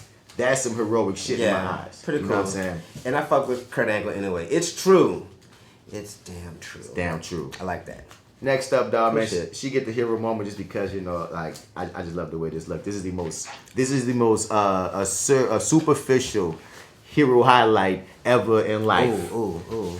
Anak Yai, I don't know if I'm saying her name right. She's this model. She took Halloween by storm at Heidi Klum's costume party, dressing up as Storm. Damn. And this woman, like most people, a lot of people have often talked about how Storm never, you know, they never get a dark-skinned woman to play Storm. They usually get these mixed women, light-skinned women, what have you. And, you know what I mean, being, you know, one of those African characters, people was like, man, we want to see, you know, a dark-skinned Storm come to life. And this woman here, man, like, she looks great. She's beautiful. Like, it was ravishing. I'm trying to see if it's gonna load up any of the she looks like she fucking ripped too. Yeah, son, she cut, dog. I wanted to see if it's gonna pull up any of the videos, because it's so striking when she's walking. Yeah. She's walking nice. And it's like, yo, like this, like, you're not an actor, so I don't want you to get the role or anything. But this aesthetic, if they go with this aesthetic for the next Storm, I would be so bucked up, because it's like, she looks magnetic. This dark skin with this white hair and these white eyes and like, you know what I mean, it's ripped, and it's just like, dude, like, I never was one of those people that said Storm had to be dark skins. I'm like, as long as you cast a black woman, I'm good. But nah, man, this made me want a dark skin Storm. Here go the video. Lord. just walking. Son, she just looks like... Yeah, she like fucking Storm, son. Dog, it's... Yeah. Yeah, that's nice. So thank you, Anakiai, for even dressing like that. You looking killed it. so good. You murdered You that. killed that. You get a hero highlight for just looking so damn good. Mm-hmm. You feel me? And inspiring. Because I'm more than sure they got some dark-skinned girls and some dark-skinned, look at you like, yeah. Like, that's how Storm can look. There's a black... like costume culture though, like they be cosplaying their ass off. Like they got like a lot of black cosplayers, dude, and they be doing their thing, dog. Like I've thought about trying it, but that shit takes like a lot of work. Like me and Jay still been thinking about doing it. Yeah, yeah. Well, man, we need to fucking talk about that shit because I was shit. definitely like thinking about hitting some festivals. Yeah, I You know, mean, like we was doing gonna some start with just different doing characters. pictures, like doing like she's always taking pictures and shit. So I remember like it started last year because last year I was Two-Face and she was Poison Ivy. Yeah. And the year before I was Joker and she was Harley Quinn. And I was like, man, like first I told it to her. I was like, man, like if you did this cosplay shit, like you do all these model pictures, niggas just pay attention because niggas love cosplay shit. And then she was like, well, we both just did it, like you know what I mean, did pick characters and just did like couple cosplay. And I'm like, I'm not against it, but like to play with it, I might play with it at first, but like you said, them people start getting really authentic with those costumes. Yeah, they get very authentic, and I believe in that. Like, don't do that type of shit that fast. Costs money. Costs money. Yeah, that costs money. Because I've seen some amazing shit. I'm like, ooh. And that's the type of shit I want to do. Like, it would have to be some, like, crucial shit. Like, when you see it, it's like, oh my God, you with this character brought to fucking life. You put work in. Yeah. You put work in. Totally. Last up on the hero highlight, man, I just want to shout out all the black stuff coming to Netflix this month. Sparkle. Superfly, the most recent one, which you do from Blackish or whatever that show was. What show you were grownish? Love Jones, classic. Cool. Paid in Full. Yeah, I need to catch that. Cleopatra Jones. Yeah, catch that too. Getting Played with Bill Bellamy. King's Ransom. American Son with Carrie Will. Everybody been saying that that thing hit quick. That thing hitting like. American Son. Check that out, apparently, dog.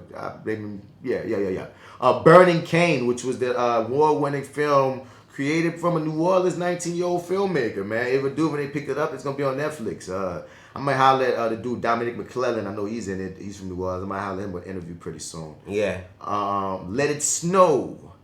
The Great British Baking Show, which is a black one. Black Nailed It. Holiday Rush. Atlantics. I don't know what that is. But check out all the blackness that's coming to Netflix for November, specifically this Paid in Full, this Love Jones, and this Cleopatra Jones.